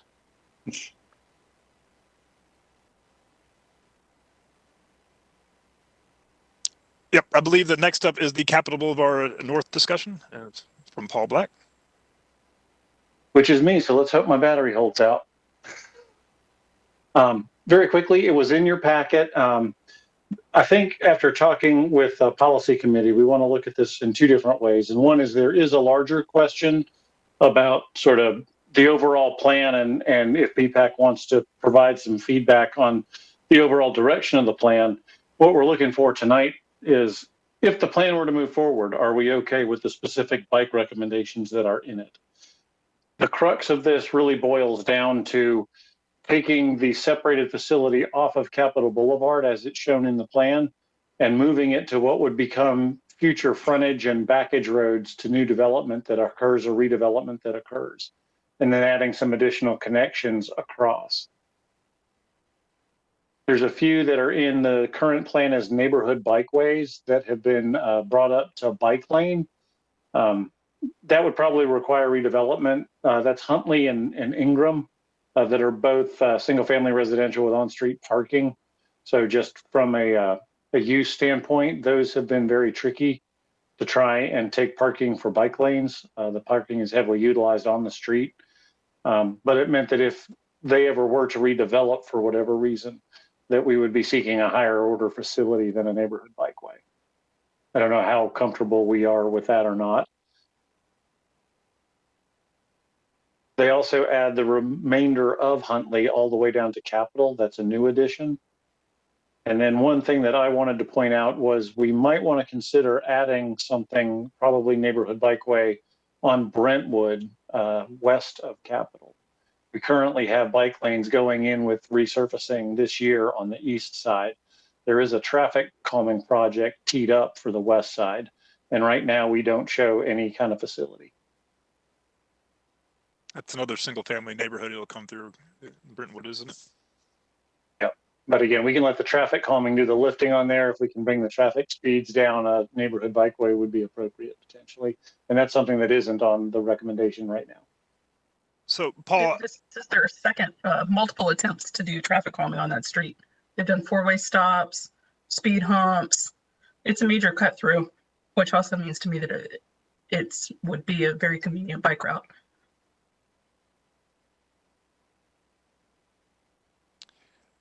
Paul, these maps, I don't think they match up with what we saw in the presentation last month. Is one of these more up to date than the others? Well, the one on the left is the proposal. The one on the right shows the existing comp plan map, which is the bike plan without the neighborhood bikeways. It's essentially all of the conventional bike lanes and separated bike facilities. Paul, would you like me to give you the ability to present your screen?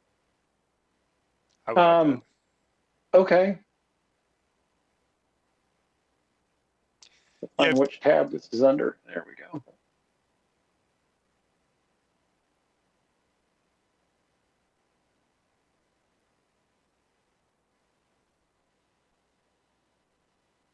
All right. Can everybody see it? Vice Chair Alley, I think I see your hand. I'm going to need to rearrange my screen so I can see everybody here. Hold on. Thanks. Paul, maybe you can address this as you're giving us the overview. I like the idea of having the current wall networks. One thing that we discussed, and I'm not sure we got clarification on, was whether or not the sidewalks on the local lanes that are shown in the street section that we saw last month, whether or not those were actually multi-use paths or if they were simply urban scale-wide sidewalks. And I didn't know if that has any bearing on our recommendations and our desire to have it included in the plan so NCDOT pays for it. Well, you know, if it's a shared use facility, it's just a matter of signing it appropriately if we've got Right. the I need to go back and triple check because I don't think it was signed shared use facility in the sections in what we saw. If that's the intent, then we might just want to make sure it's clarified. Yeah, and from my standpoint, the plan says separated bike facility. There's lots of ways to do that. My preference is to be behind the curb just because from a curbside management standpoint, it's a lot easier. but it may not be the right fit for every facility or every development. Right. I'm talking very specifically about the access roads in the Capitol Boulevard corridor that was shown in that street section. Are we talking about the same thing? Yes. Again, those are all at the plan level. When it got when they got down to the nitty gritty, unless it's a really big development that would sort of be scraping the slate clean, I think we'd be looking at on a site by site basis, which is what I'm dealing with. Even right now in North Hills, on St. Albans, we're dealing with each site is coming in a little bit differently under slightly different rules because they're slightly different times. So again, it could look different along the corridor as it develops. My understanding was that the corridor, so the express lanes and then the local lanes were all part of the capital project that would be built as part of the NCDOT effort, not on a development by development case. In Capitol Boulevard North, so from 540 going up, that is the case. For this project, I don't know that that's what they were thinking of, Eric. I know in terms of breaking it up into smaller pieces, that's what I thought too, that we'd be looking at the interchanges and parts of Capitol. I don't know how much, is DOT going to do the access roads? Is that the thinking? It's to be determined. I mean, as part of a larger corridor project, we've talked to the MPO, the Metropolitan Planning Organization folks about what would be the best strategy for trying to implement this corridor. Is it doing one interchange at a time? Is it doing half the corridor? Is it doing the whole corridor? We think there's a middle ground in there. But as part of that, what's not clear is how much of that infrastructure work would include the side street or the quadrant interchanges. For example, we have had some discussions about the area closest to 440 in the context of a project that's already slated several years out, but would rebuild the 440 interchange. And as part of that, that would include potentially the work around the Highwoods Westinghouse intersection. And the question in that project was, how much of that additional infrastructure would that project include? The answer is it's enough to make it work properly, notwithstanding any city participation for additional elements in that project. So it remains to be seen, but I think it would be considered on a case-by-case basis. So what we saw last month and the bike ped infrastructure that was highlighted on the access roads, so not the frontage and the backage necessarily, but the access roads, like the lanes that you merge from the express lanes onto, the bike ped infrastructure is not part of that project? It would be for the interchange itself. I mean, that would be part of it. The frontage roads, as much as they have to exist so that everything else works, would have to be built. And then everything else would be on a case-by-case basis. Does that follow? Yeah, that's concerning to me though, because now we're talking about a piecemeal approach for both the private development kind of one block over, as well as the piecemeal approach to the frontage roads, leaving you with no continuous north-south corridors.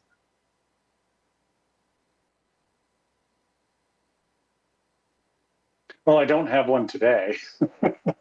I'm going to jump back in here real quick. No. And the plans that we're looking at are different. Your map is different than what we were shown last month. Okay. And I just want to be sure that you're showing us an official, like, this is what the proposal is, and this would be adopted into the bike plan? Yeah, this is what John Anagnos sent me to use. Okay. Thank you. Sorry, I'm sorry to cut you off, Elizabeth. Please go ahead. I'd value a second opinion. Am I misremembering what we heard last month? Am I using the wrong terminology? I'm having a hard time squaring this with what we saw last month too, and I'm kind of with you there. Yeah, I had a similar kind of confusion. I guess more related to the street plan piece of it, because my assumption was that there was just some streets that would go into the street plan that weren't designated as bike plan, which is fine, but it seems like from a street grid connectivity perspective, there are some differences here between the bike plan and the street plan. I think I figured it out. This would be where there's changes. So that's what he's highlighting. That might be, could that be the source of it? Potentially.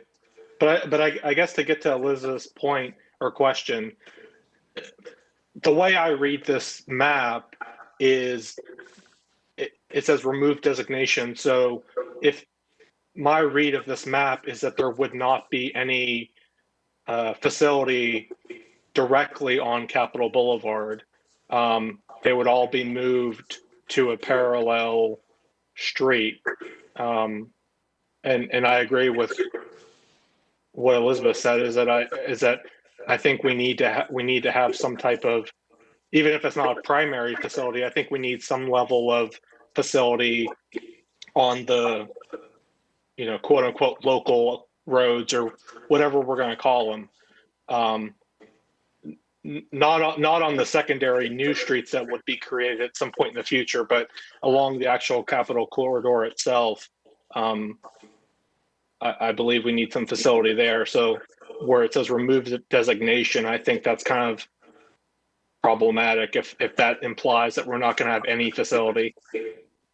Yeah, this almost feels like completely starting over.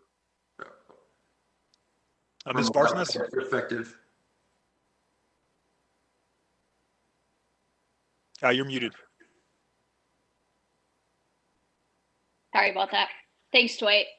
I agree with everyone's comments, and I guess I'm a little confused. Well, first, a comment, and maybe it's a question and then a comment. The question would be, I think to Elizabeth's point, if these streets, or excuse me, these bike lanes or paths or infrastructure is not, if you will, close to, adjacent to Capitol Boulevard, and it's outside of, if you will, the scope of any change to Capitol Boulevard, aren't we sort of just hoping at this point that the bike lanes will potentially be built when Capitol or connected or whatever, when Capitol Boulevard is completed? As opposed to it's part of the plan, it's adjacent to Capitol Boulevard, everything's getting dug up, it's a perfect time to, and it's all within the scope of the project. It seems like we're now talking about it getting outside of the scope of the actual project. Is that correct? Sure.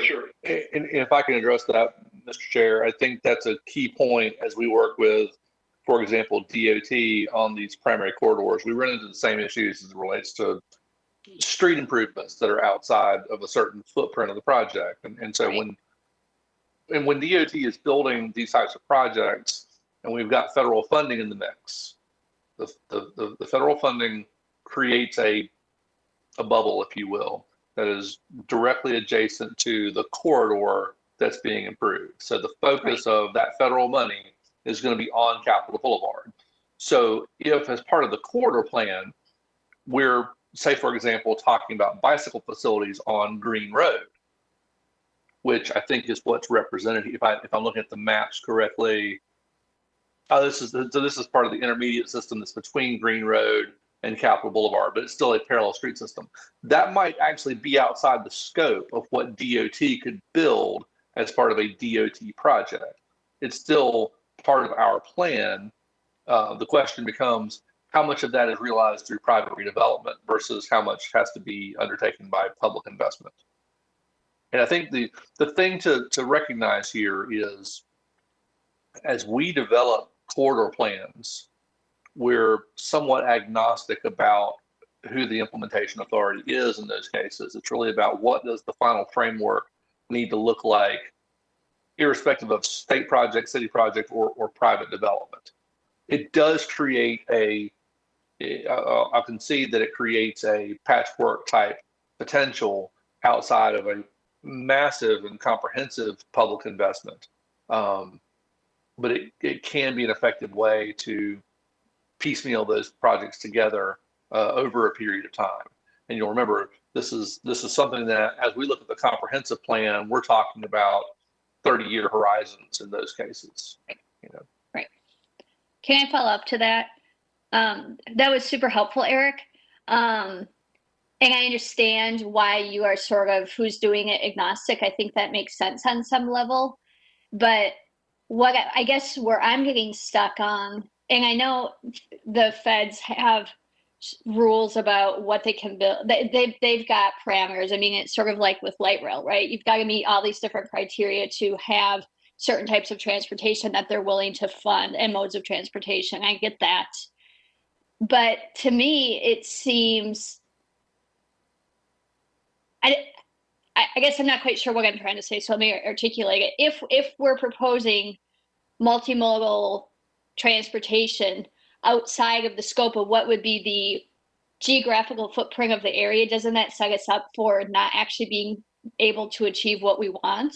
And I'm bringing that up partly because of the funding issue. If the feds or DOT never have this bike infrastructure as part of within the geographical footprint of the project, they're never going to see the opportunity to fund it, correct? So I guess I'll go back to the original comment that was made a few minutes ago about it gets to the appropriateness of whether or not the commission feels like including bike facilities directly along the frontage roads. And again, we talked about last time, and for those that may be listening, right, we talked about a set of systems with express lanes and frontage roads and interchanges at major intersections. Yep. I think what I hear the commission saying is debating whether or not we should have bicycle facilities fronting on Capitol Boulevard along those parallel frontage roads or not. That's really the key consideration. And if you do, then the removed designation as is shown on the current plan would not be appropriate. And I get that. And you all who bike more than I do, obviously your opinion I value very much. But I look at it from a we're trying to recommend policy, and if we're trying to recommend policy that is to have multimodal transportation options on our key corridors, we and my words, hoping that the scope of the project, the entire scope of the project, including bike lanes and pedestrian walkways and all of that, get funded and part of a larger project. We need to have it as part of that larger project. And I mean, I might just be very idealistic in that, but it just seems to make sense to me that that's how we would approach it. But I totally get folks might not want to bike near Capitol Boulevard. But you see, it seems like a missed opportunity to me if we do it this other way. I think Vice Chair Alley had her hand up. Eric, you hit exactly what I was pointing out, is that the street section that was shown to us at our last meeting, and I looked it up, shows a 12-foot sidewalk on right next to the local road or the local lanes. It's a 12-foot sidewalk with a 6-foot planting area, which I'll show you on my phone.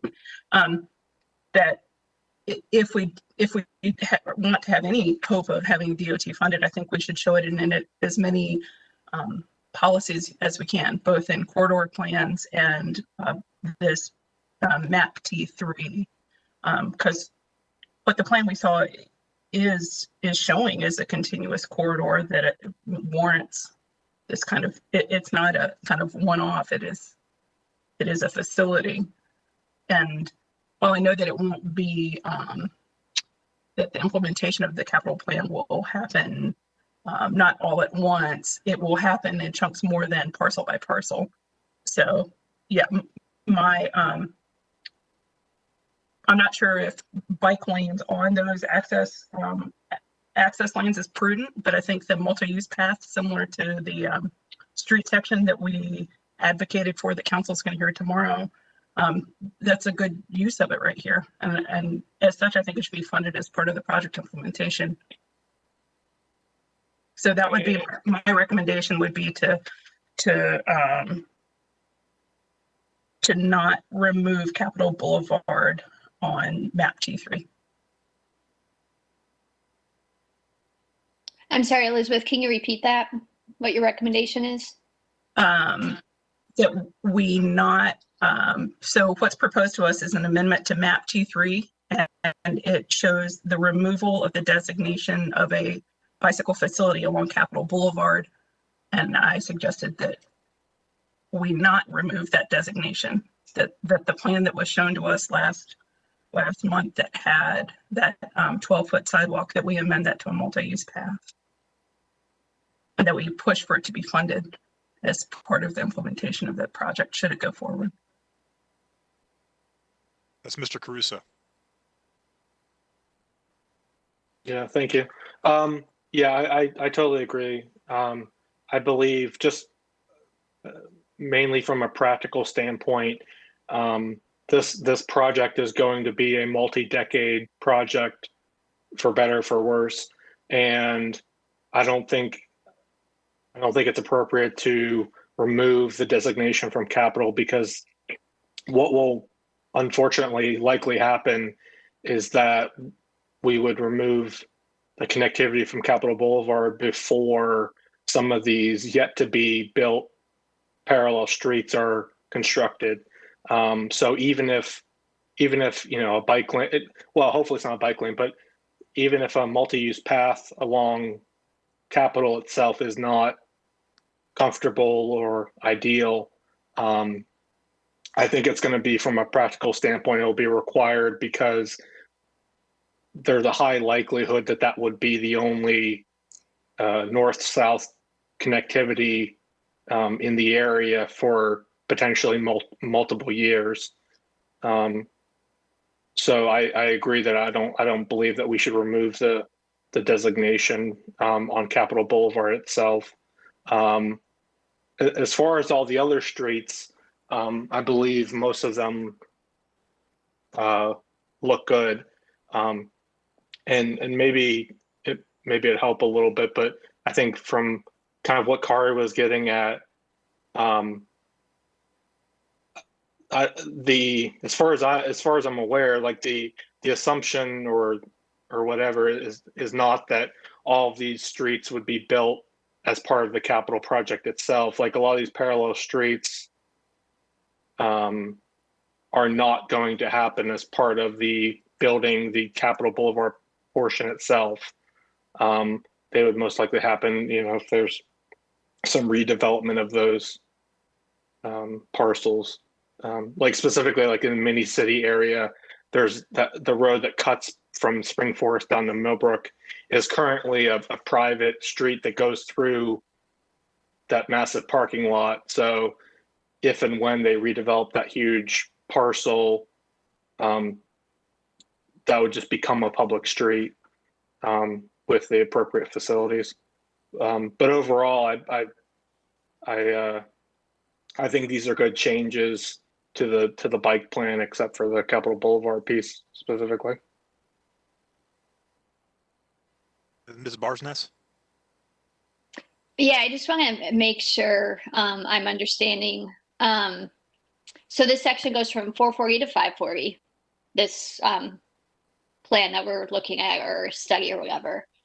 My question is a, and I don't know the correct terminology, but forgive me. So is there a, if you will, separated bike corridor and pedestrian corridor continuous from 440 all the way up to 540 as part of this project, except for this amendment that we're looking at now, if the amendment were to be approved? No, I mean, really what we're talking about is we're looking at putting the separated facilities back from Capitol Boulevard itself. There's a lot of good to come from that from a bike perspective. Capitol Boulevard, even with frontage roads, is still going to have a lot of on-off. It's going to put the bikes having to get through the interchanges. There's a lot of reasons why this works from a bike perspective. I'll get to those hands in a second. I see you. I agree. If this is a choice, like, do you want your bike lane here on Capitol, or do you want it on these wonderful new urban streets? I mean, no question. But right. this is a 30, 40-year build out. And some of the connections that you're making here on your map T3 are still not matching up with the street plan recommendations I'm seeing in the online story map, which it does not have the new streets to add to the street plan being continuous. And again, those street plan ones are going to be amendments to map T1 in the comp plan. What we're looking at is map T3, which if you've been in some of our other committees, you understand what that means. Yeah. I'm looking at the presentation material from our last month's meeting. I'm not looking at the amendment. So I assume that your stuff is because those will be official updates to the comp plan. And I like those bike lanes there. I mean, I think that would be a great facility. It's I'm not confident that we would see that build out in our lifetime. Oh, we probably wouldn't. I mean, this is meant to be a long range plan. If this plan gets adopted and moves forward, we would then start to try to develop a project. So this is a plan. Yeah. An actual project would just get started. I mean, if all the stars and planets line up, we wouldn't break ground for 10 years on this. I mean, the environmental alone here is going to be a 3-year process. I understand. I don't know if that puts it in any kind of perspective, but no, this is meant to be like a 30-year vision. Yep. And it's going to help inform if DOT ever does a project or if we pursue something with Campo. This is the starting point, and we're just looking at the bike part of it. Yeah, and I get that. I do get that. We brought up earlier that this is a study, this is a plan, and like different agencies might cover different parts of it, and this is an agnostic vision regardless of funding and agencies. But I think it's really important to consider the agencies and the funding, because if we tee this up for NCDOT, it's going to score high, and they're going to come in and do this Capitol Boulevard project. And like you said, then we'll start talking about bike lanes over in the residential neighborhood, and we're going to run the same issues we run into now. Yes, I believe Ms. Barsness had her hand up. I also saw Ms. Hester and Ms. Gellin back, and I'll get to you all. So as a follow-up, Paul, I'm sorry if it sounds like I'm putting you on the spot, but if this is a 30-year vision, why is our vision to do side street connections and you're weaving in and out, as opposed to, I'm going to get on my soapbox and I'll only bring it up once. Why do we have to widen Capitol Boulevard? If we don't widen Capitol Boulevard, we have plenty of opportunity to have a really nice multimodal transportation, very direct, up and down the corridor that will accommodate pedestrians and bikes, and will, I mean, this is a terrible example, but I think of Lake Michigan. You've got you got Chicago, you've got Lakeshore Drive, and then you have this great bike path up and down Lake Michigan that gets you all the way downtown from. Wait, stop right there. That's why. Because you've got a waterfront. That completely changes it from a bike infrastructure provision standpoint. Yeah. I don't have any driveway cuts along the lake. I'm going to pause everybody for just 1 second. Well, no, and that's fair. That's fair. We'll come back to this. We need to excuse Ms. Woodall from the meeting. She needs to be excused. Do we need to take a vote, Mr. Lamb? Yes, please. I would like to move that we give Ms. Woodall an excused absence for the rest of this meeting.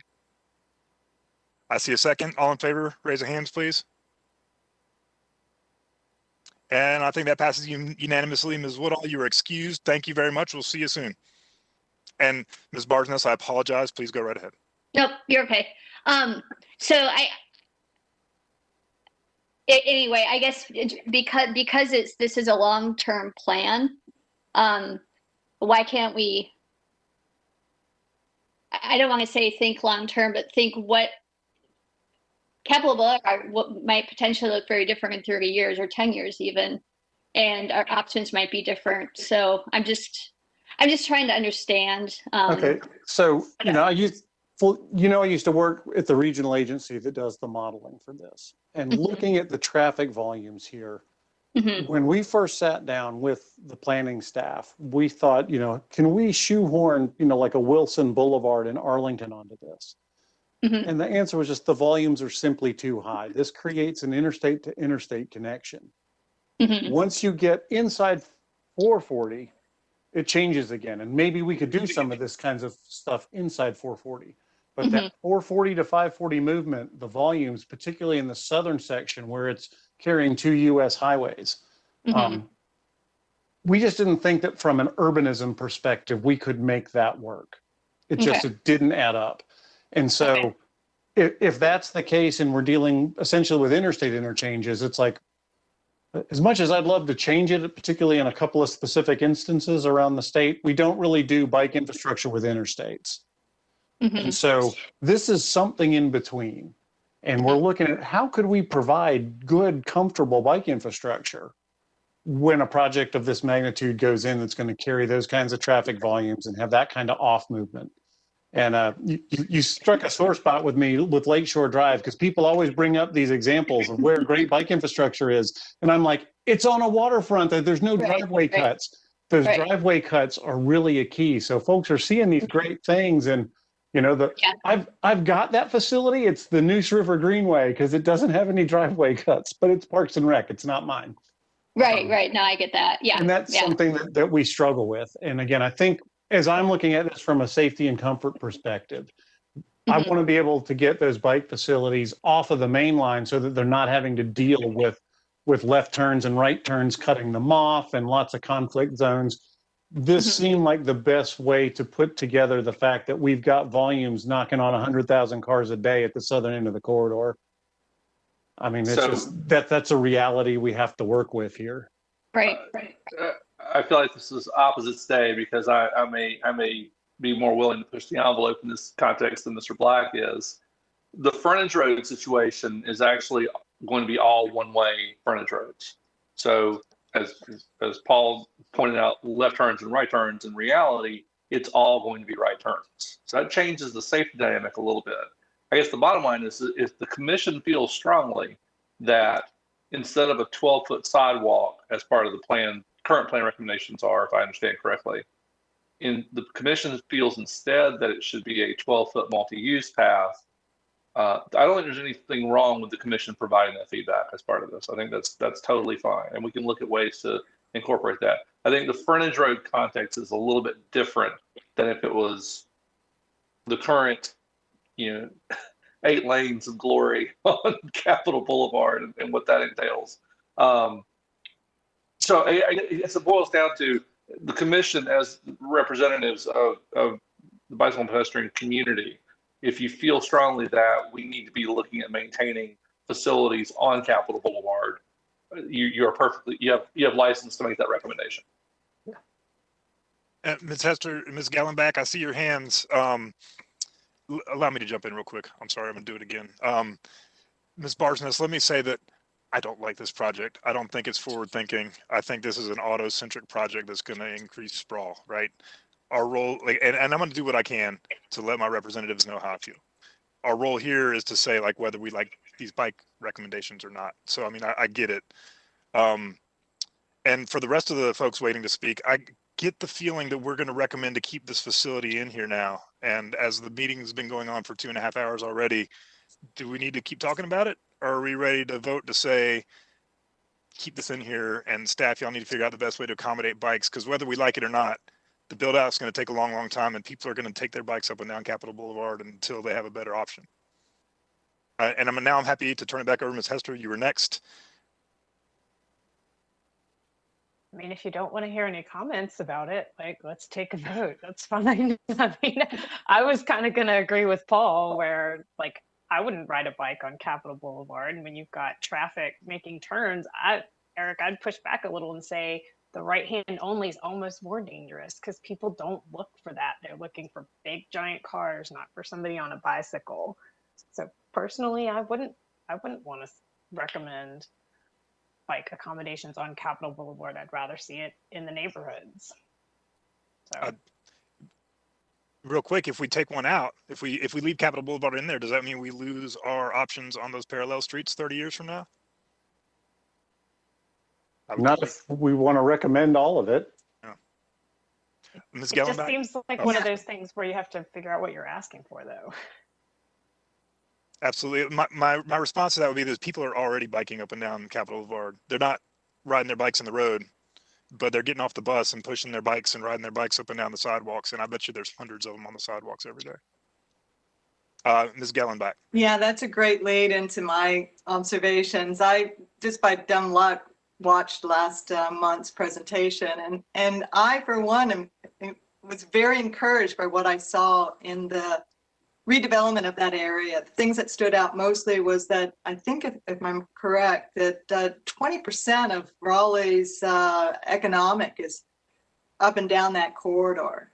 And if that's the case, then we do have a lot of people who are not only shopping, but working in that corridor.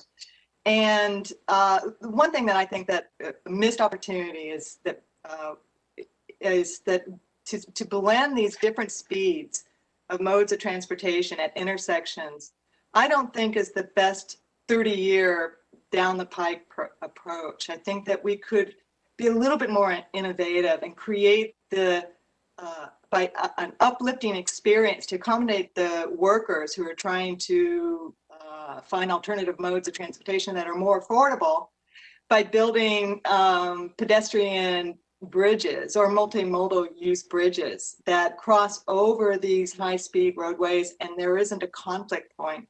So when I saw these separated bikeways and we talked about bike lanes, just thought, well, this is an awesome way to bridge over this running waterway that is very dangerous to cross if you are of slower speeds.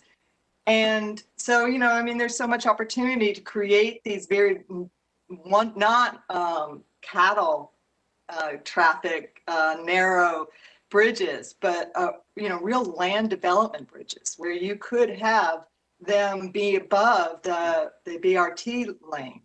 So the BRT is stopping not at the intersections where the vehicle traffic is going, but in the middle of this area. And the accommodations are for the pedestrians are to get on and off, go up and land on these bridges that enable them to go east or west. And on these bridges, I mean, it could be like the High Line. We could have accommodations of bicycle parking that enable people the flexibility to get to the BRT for transit. I think that this Capitol Boulevard is a fabulous opportunity to put Raleigh on the map. And I think that, you know, doing it the old way of trying to accommodate blending multiple speeds of travel is not, that's in the past. That's not futuristic thinking. I think it would be, I'm very excited by this project. I think we could go back and say, hey, you got to separate the speeds in order to accommodate safety for all modes of transportation. And there are ways to do this. And we don't even have to follow other people's. We can think outside the box and do it. So I think this commission has some very valuable input for the directly related to the bicycle and pedestrian environment that are outside the scope of the question of this bicycle path that we're looking at on the T3 map. Mr. Lamb, would this be a good time to provide feedback on issues like a land bridge or a BRT bridge, or do we need to stick to the we definitely need to make a recommendation about the bike plan. Do we have time to discuss some of these other things in committee and submit a slate of recommendations, or is this moving too fast and we need to be done? I would submit, as far as the item that's before you this evening was specifically related to talking about the map designation. The items that Ms. Gellenbach has raised, I actually get to the heart of the project, frankly. I mean, this is I think a very valuable discussion. I think given the hour, I would not suggest prolonging those other elements, whether you want to put it in committee or if you want to hold the item over to your next meeting, we can talk about it in a little more detail. But I think it's getting to the intent behind the project that we have. It's not just a highway project. I thought that we've been working one-on-one with small groups, and we've been talking about making sure that the block lengths are not so long and maybe some more pedestrian bridges or a land bridge. And I love the BRT bridge idea. I'd love to come back with a formal recommendation and a list of these. If you think we have time to get to it next month, I think that would be a really important discussion to carry forward. And we can have staff and planning and bring some more maps and more references for folks, and a chance for the newer commissioners to be completely up to speed with what our prior discussions are. I'll talk with Vice Chair Alley in the next couple of days, and maybe we can split up some work in the committees and bring it back together so it's not all in one committee. But Yeah, because we do have one large item queued up for next month, and that is the 65% review of the New Bern BRT. Okay. Good. A big one ties into this too. So we're back to the bike path. Some of my heartburn with taking the designation off of Capitol Boulevard is also now there's no plan in the bike plan for a bike path over 440 across Capitol. So connecting that whole corridor to the Greenway Trail and everything south of 440, which is something that the current Capitol Boulevard designation does. Yes, Mr. Caruso. Yeah, I just kind of, after some other comments, I kind of want to revise my statement about the capital designation. I wasn't aware that there's plans for a 12-foot sidewalk. So I mean, my main concern, I totally agree that that riding a bike along Capitol Boulevard itself is not comfortable or ideal. But my main concern is about losing connectivity, for as this project goes through its many years of development. So if there's a plan to build a 12-foot sidewalk, then I kind of have less concerns about removing the designation. I guess that's more, if there's a 12-foot sidewalk, then it's really more of a question of if we build it as a sidewalk with concrete or with asphalt and it's a mixed-use path. I mean, there's not really a right-of-way change at that point.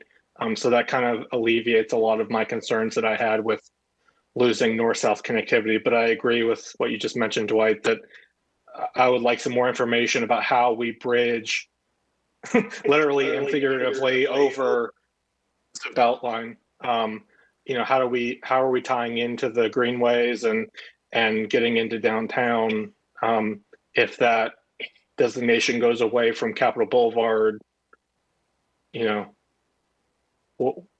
We need to figure out a solution for that connection because that's obviously going to be a major one.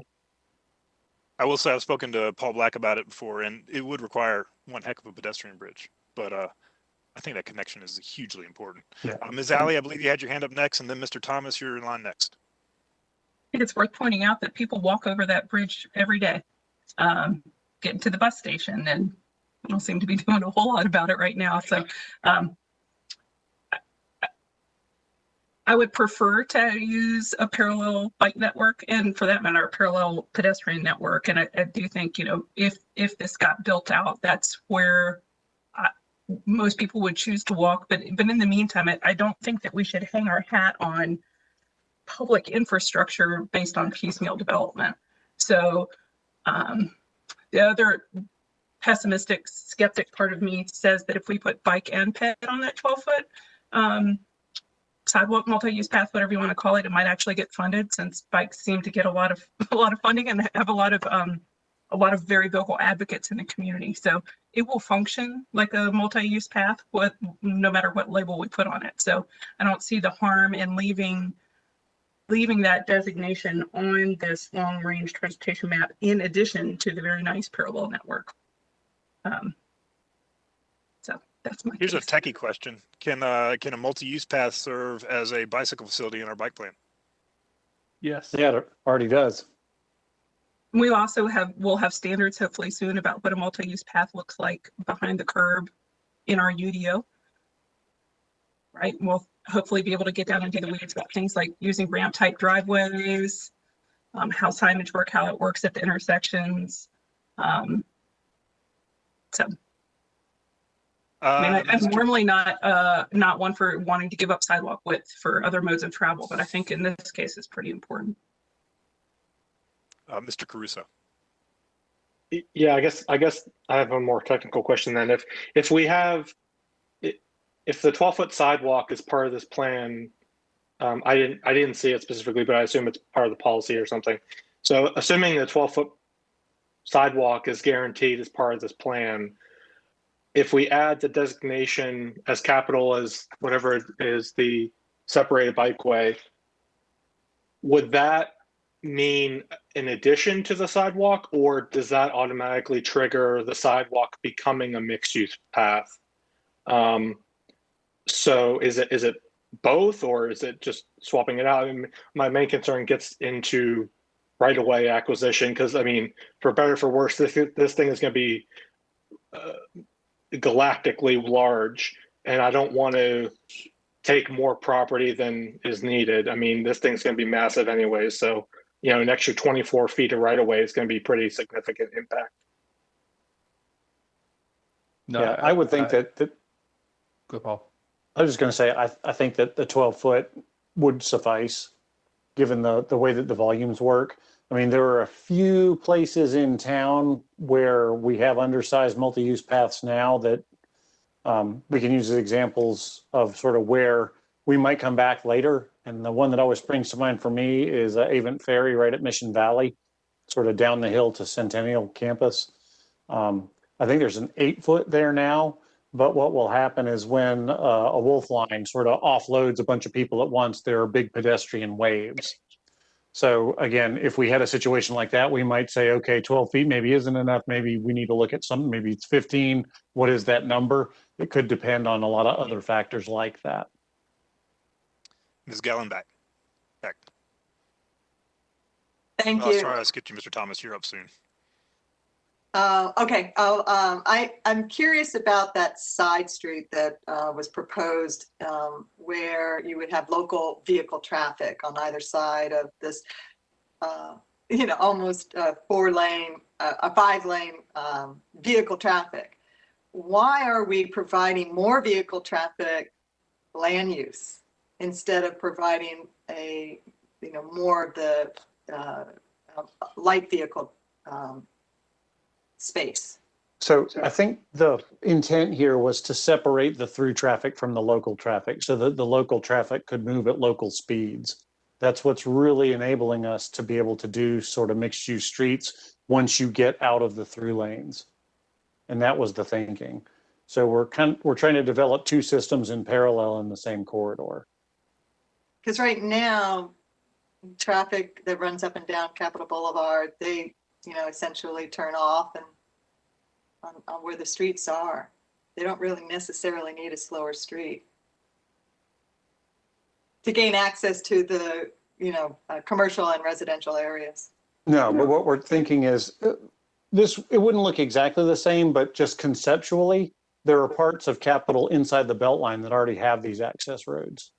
I'm trying to think of what's in front of like R&D Brewing is an example. It would be trying to make it more like that so that instead of direct access right off of the through lanes, you could let those through lanes with all those people from Wake Forest and Youngsville get on up, but the folks that wanted to go to Guitar Center or whatever, they could get there from the Beltline and then they move off into the local lanes to access the actual land uses behind.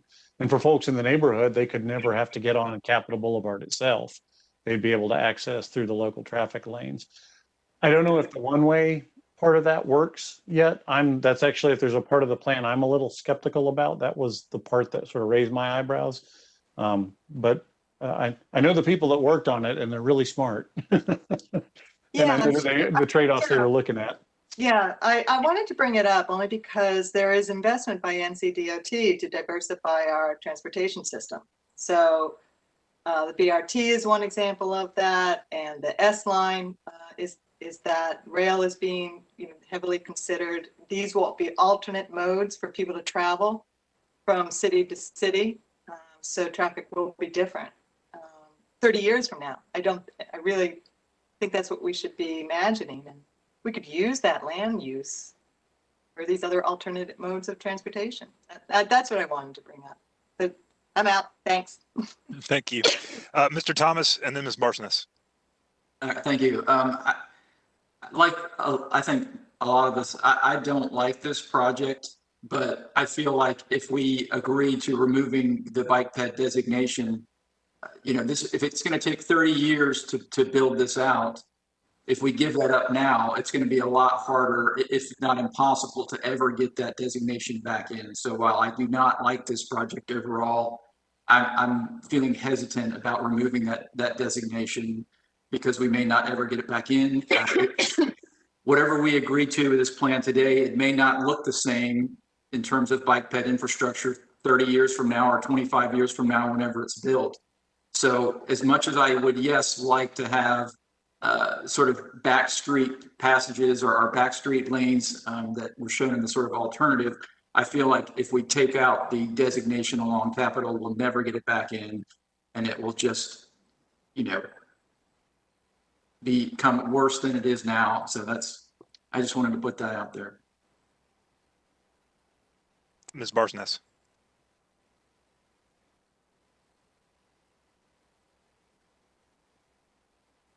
Unmute. Sorry, it's the second time tonight. So one quick question and one, I'm not sure if it's a quick question. Is the planning, and this is going to sound maybe like a naive question, I should know this by looking at the plan that we've seen, but are there 12-foot pedestrian or multimodal, whatever we're going to call it, paths on both sides of Capitol, up and down, all the way from 440 to 540? I mean, I guess that would be the assumption. There's currently sidewalks for 95% of the way. Mm-hmm. They kind of disappear at Highwoods, but yeah, almost the entire corridor currently has sidewalks. Okay, so they would just be, how wide are they now, just for reference? Because I've seen them and I see people walk on them. You know, 5 or 6 feet. So they double. Okay. All right. And so I guess my more sort of philosophical question is, and it's actually maybe just like a process question too, is the plan that we're looking at is pretty detailed. Why are we looking at something that's so detailed if this is sort of a plan before it really goes into a true design phase? And the reason I'm bringing that up is we don't know when this will get built. We know it's a very long project. Things we know will change, but we don't necessarily know how they will change. And so that's partly why I'm asking that question. That's a very good question. I mean, I think from the city's standpoint, as we develop concepts for projects and the things that we want to accomplish, we go to varying levels of detail in our plans. Obviously, we then hand that off to NCDOT relative to constructing a major facility like this. But going to that level of detail allows the city to be prescriptive about what it wants to achieve. Okay. And if we don't have that level of detail in there, it defaults to a lowest common denominator of state construction. So it's important for us to have these details stated explicitly as part of city adopted policies. That gives us some level of standing, at least with NCDOT, as we go into those discussions and negotiations with them. Okay. Okay. That's helpful. Thank you.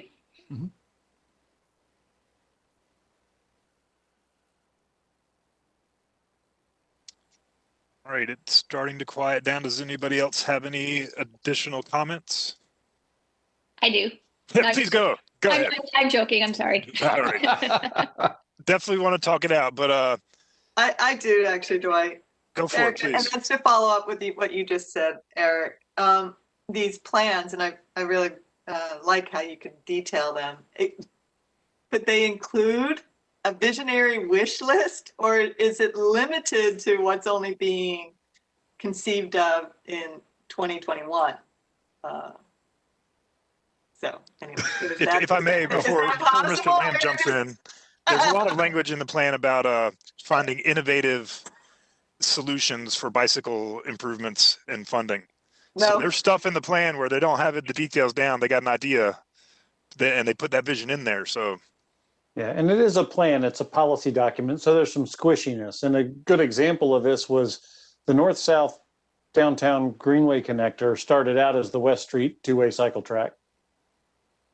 And we knew that like in terms of intent, we still met it, but that wasn't exactly what ended up happening when we got into the nitty-gritty details of the corridor. But again, this gives us the first sort of toe in the door when we're talking to DOT and Federal Highway to say, this is what the city wants. And as they go through, they might come back and say, this thing you wanted isn't possible, but here's how we could do it. It may change when you actually get to implementation, but this gives us that, the council has said, city wants you to do this when you mess with your facility. So Ms. Gelbeck, to answer your question, I think I know what you're getting at, and I think it's a matter of we are constrained by known technology.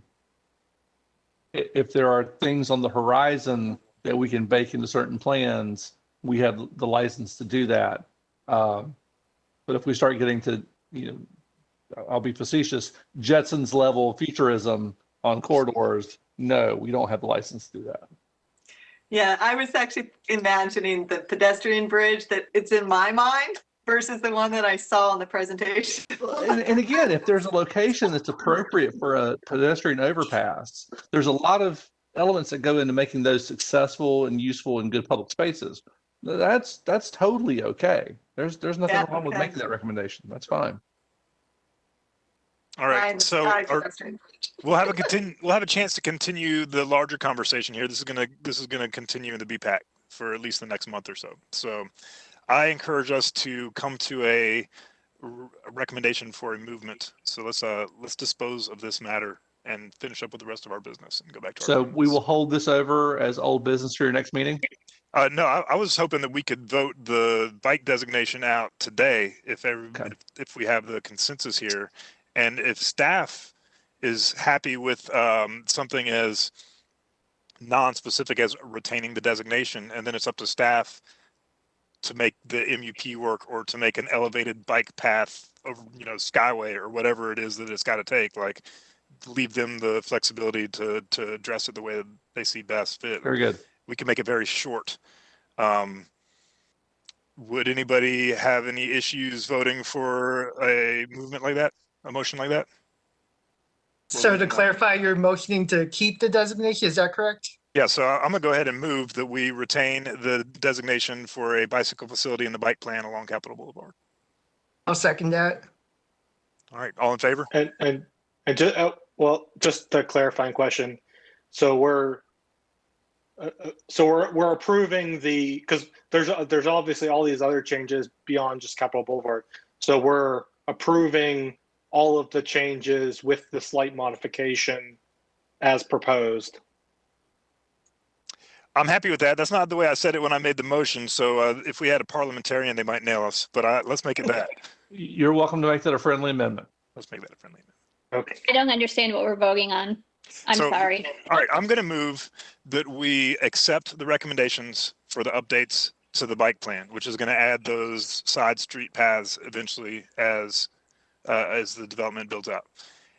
But we will retain the designation of Capitol Boulevard being a bicycle route path, whatever the word is now, along Capitol Boulevard. So we're not going to remove the bicycle facility recommendation along Capitol Boulevard. Got it. So we're giving bikers two options in essence. Correct. Okay. Eventually, yeah. And Mr. Tong, your second still stands on that motion? Yep, that's correct. Very good. All right. All in favor? Any Thank opposed? you. That's unanimous. Passes unanimously. Thank you, everybody. I appreciate all the comments. This is a really important topic.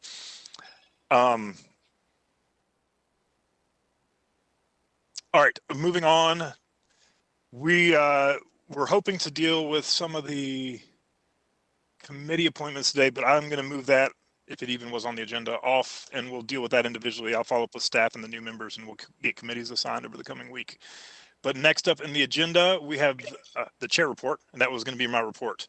And to say welcome to our new members. We're very happy to have you. We have a bigger commission now, and we better be getting like 20% more done now every month.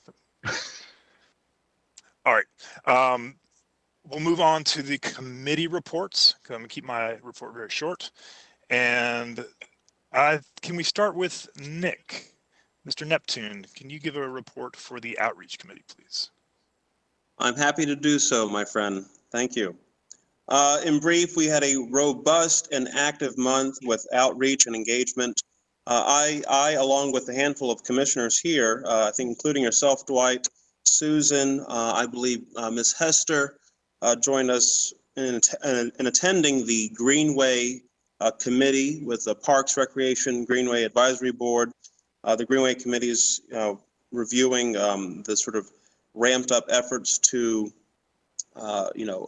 facilitate safe greenways for all of us to use. Obviously, we've seen an increase in usage with our greenways over the course of the pandemic, which means increased maintenance. And so with the latest Greenway Subcommittee meeting, there was a review of sort of short and near term sort of safety related projects. The staff is looking at launching a Greenway safety campaign, and RPD is, I think, looking to, post-COVID especially, ramping up their Greenway volunteer program. And then I guess one final note, I look forward to joining the Greenway Committee, or at least members of it, in a cleanup of a part of the Greenway off of Walnut Creek, I believe, this coming Saturday morning. And because of that, it occurred to me that BPAC could perhaps engage in a cleanup outing on our greenways. And so I'm in talks right now with city staff to organize a Greenway cleanup for all of us. So I hope to see all of you out there when we're able to get that scheduled, hopefully in the next month or so. Separately from that, our outreach committee did have a meeting last week to discuss our efforts and very deliberately seeking to, frankly, just listen and sort of develop and deepen our relationships with our community and our community of cyclists and pedestrians spanning all ages. And so, we've been, talking internally between myself, Susan, Dwight, you've been there, part of the conversation. We had Mary Jo, a new commission member, join us quite happily, I must say, and I hope she continues to do so. But even in addition to that, Michelle Hood with Citrix Cycle, she was with us. Paul Black was with us. We had a great conversation about our efforts to engage communities spanning all ages and all backgrounds.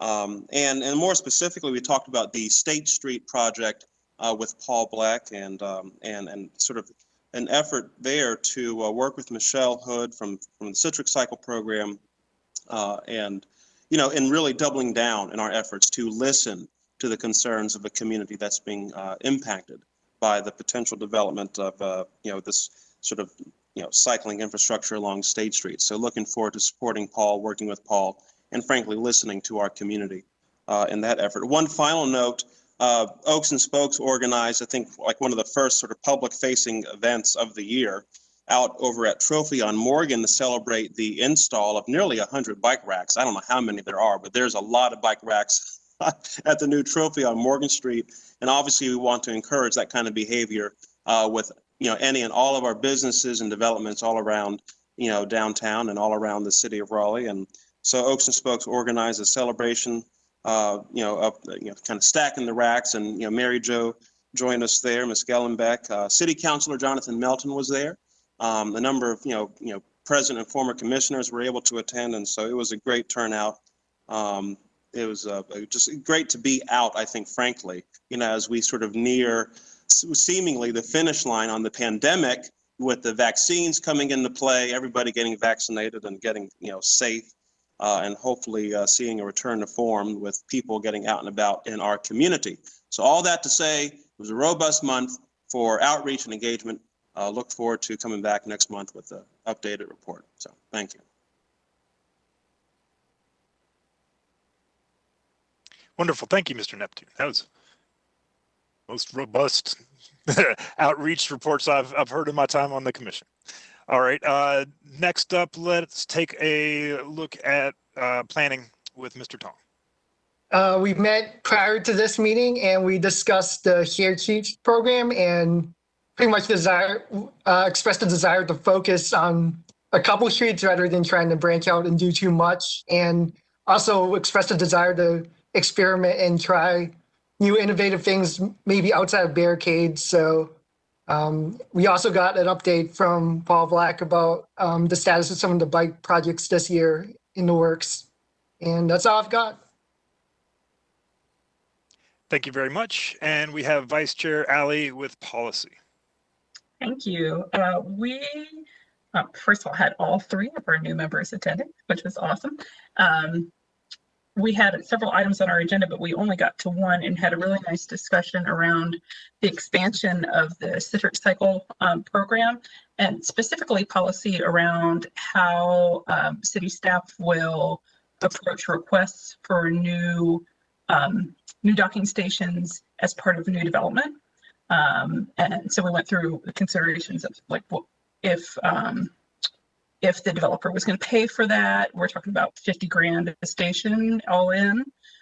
So looking at some criteria about kind of the geographic footprint and reach of the system, and then the site specifics of each development, and kind of understanding a spacing and kind of interaction with the other existing stations. So it's a good discussion. I don't think we necessarily made any concrete recommendations, but we're all kind of in agreement with what staff is already doing, and really heartened to hear that we have developers interested in shelling out 50 grand to be part of the system. It's been a real success.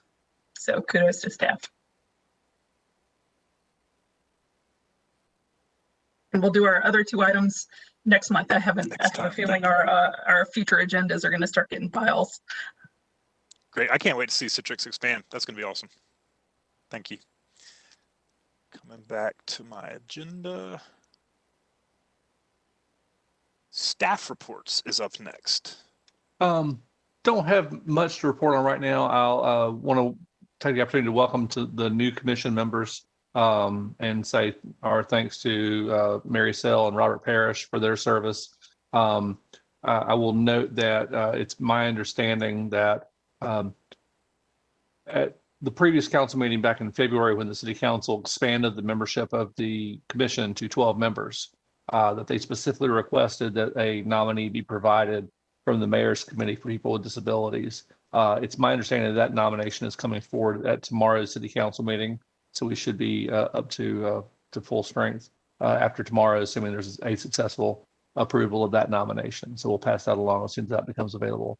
I will defer to Paul and Barbara for any additional updates. I have a quick update as it relates to our stockless scooter RFP. We've received a number of proposals, all of which are in the final review stage. So we have not made a selection yet, but we will have selection done by April BPAC. So I'll be bringing that information to you next month. And Barbara, how many responses to the RFP did we receive? We received 7 proposals, so quite a bit. And most of my stuff you've probably heard if you attended any of the committee meetings. So a really quick recap, Gorman Street Connector is on track and moving. There were successful bids that came in.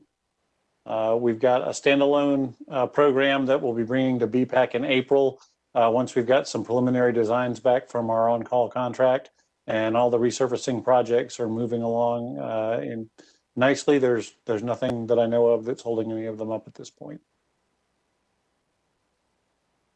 Oh, and one other thing that's not ours, but just informational. Parks and Rec did acquire the piece of property that was intervening between the Crabtree Greenway and the bike lanes on Industrial. So at some point in the future, there will be a formal Greenway connection there. Excellent. I believe next up on the agenda, we have general board comments, and I will remind everybody that I want to hear what you have to say, but it is already 9 o'clock. But I will open the floor to any general board comments. Ms. Barsness. Oh, you did. Oh my God, that's the 3rd time. I'm sorry. Quick question. When is the Oberlin small area plan going to go to construction? And the reason I'm asking is because they've marked a number of trees, and I'm getting all sorts of notices in next door. They've marked a number of trees with the pink tape up and down Clark, right along the banks across the street from Cameron Village. So what is going on with that? And does that have anything to do with the area plan? So the area plan is not what's currently funded. What's funded is the the area plan recommended a series of streetscape improvements along Oberlin Road. Yeah, I wasn't sure if it went down Clark at all. Okay. It does not that I know of. So I'm not aware of any activity along Clark specifically.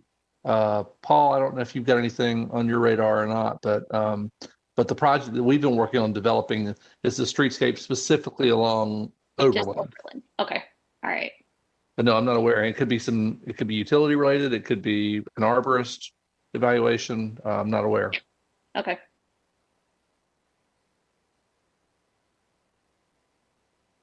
That's it for this evening. All right. We will move on then from general comments to upcoming events. Does anybody? Nick, you already fired your shot, man.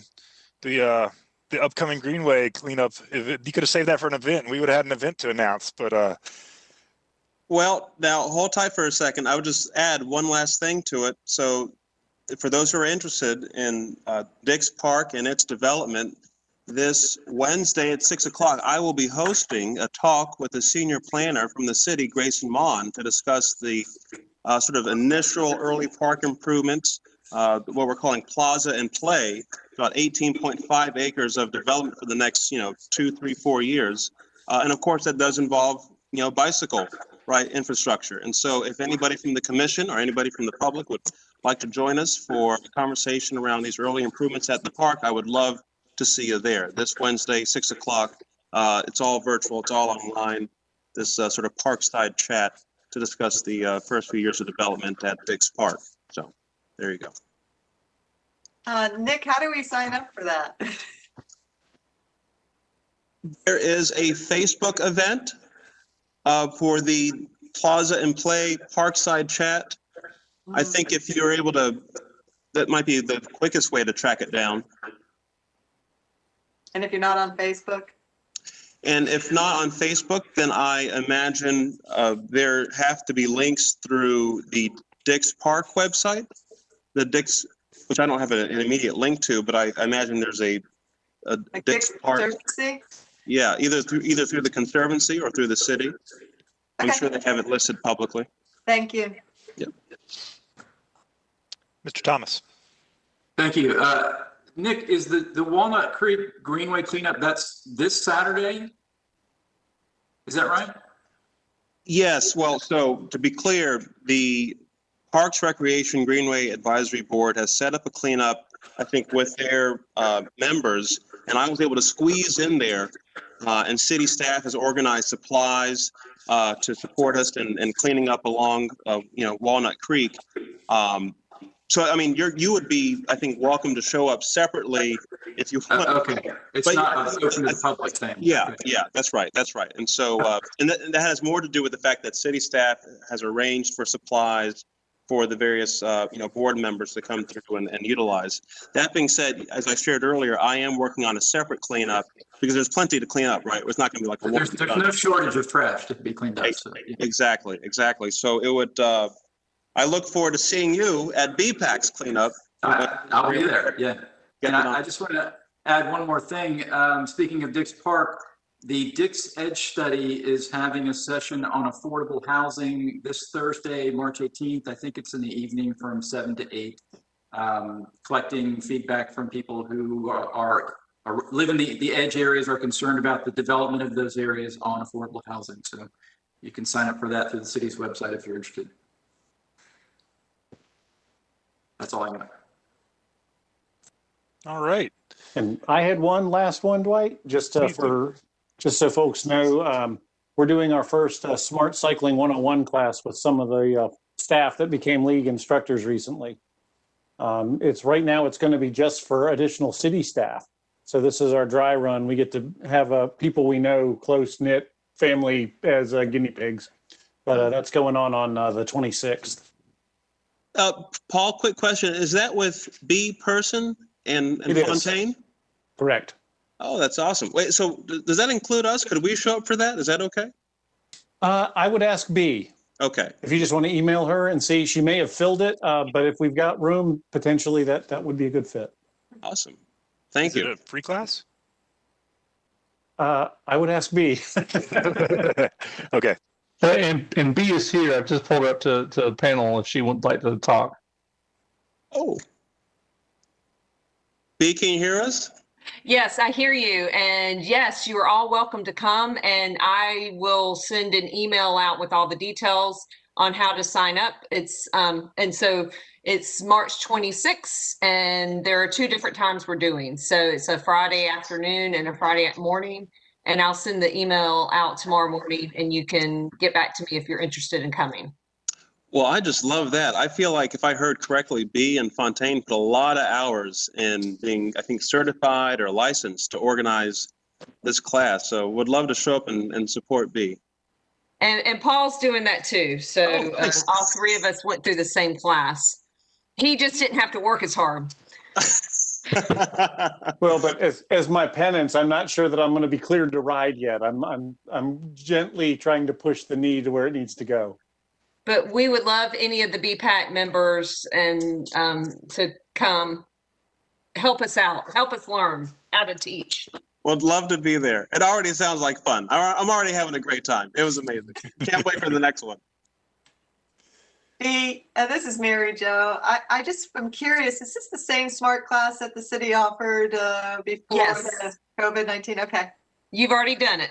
I have, yeah, and I do recommend it. I really enjoyed it. I learned a lot. It was good. Might come out for fun.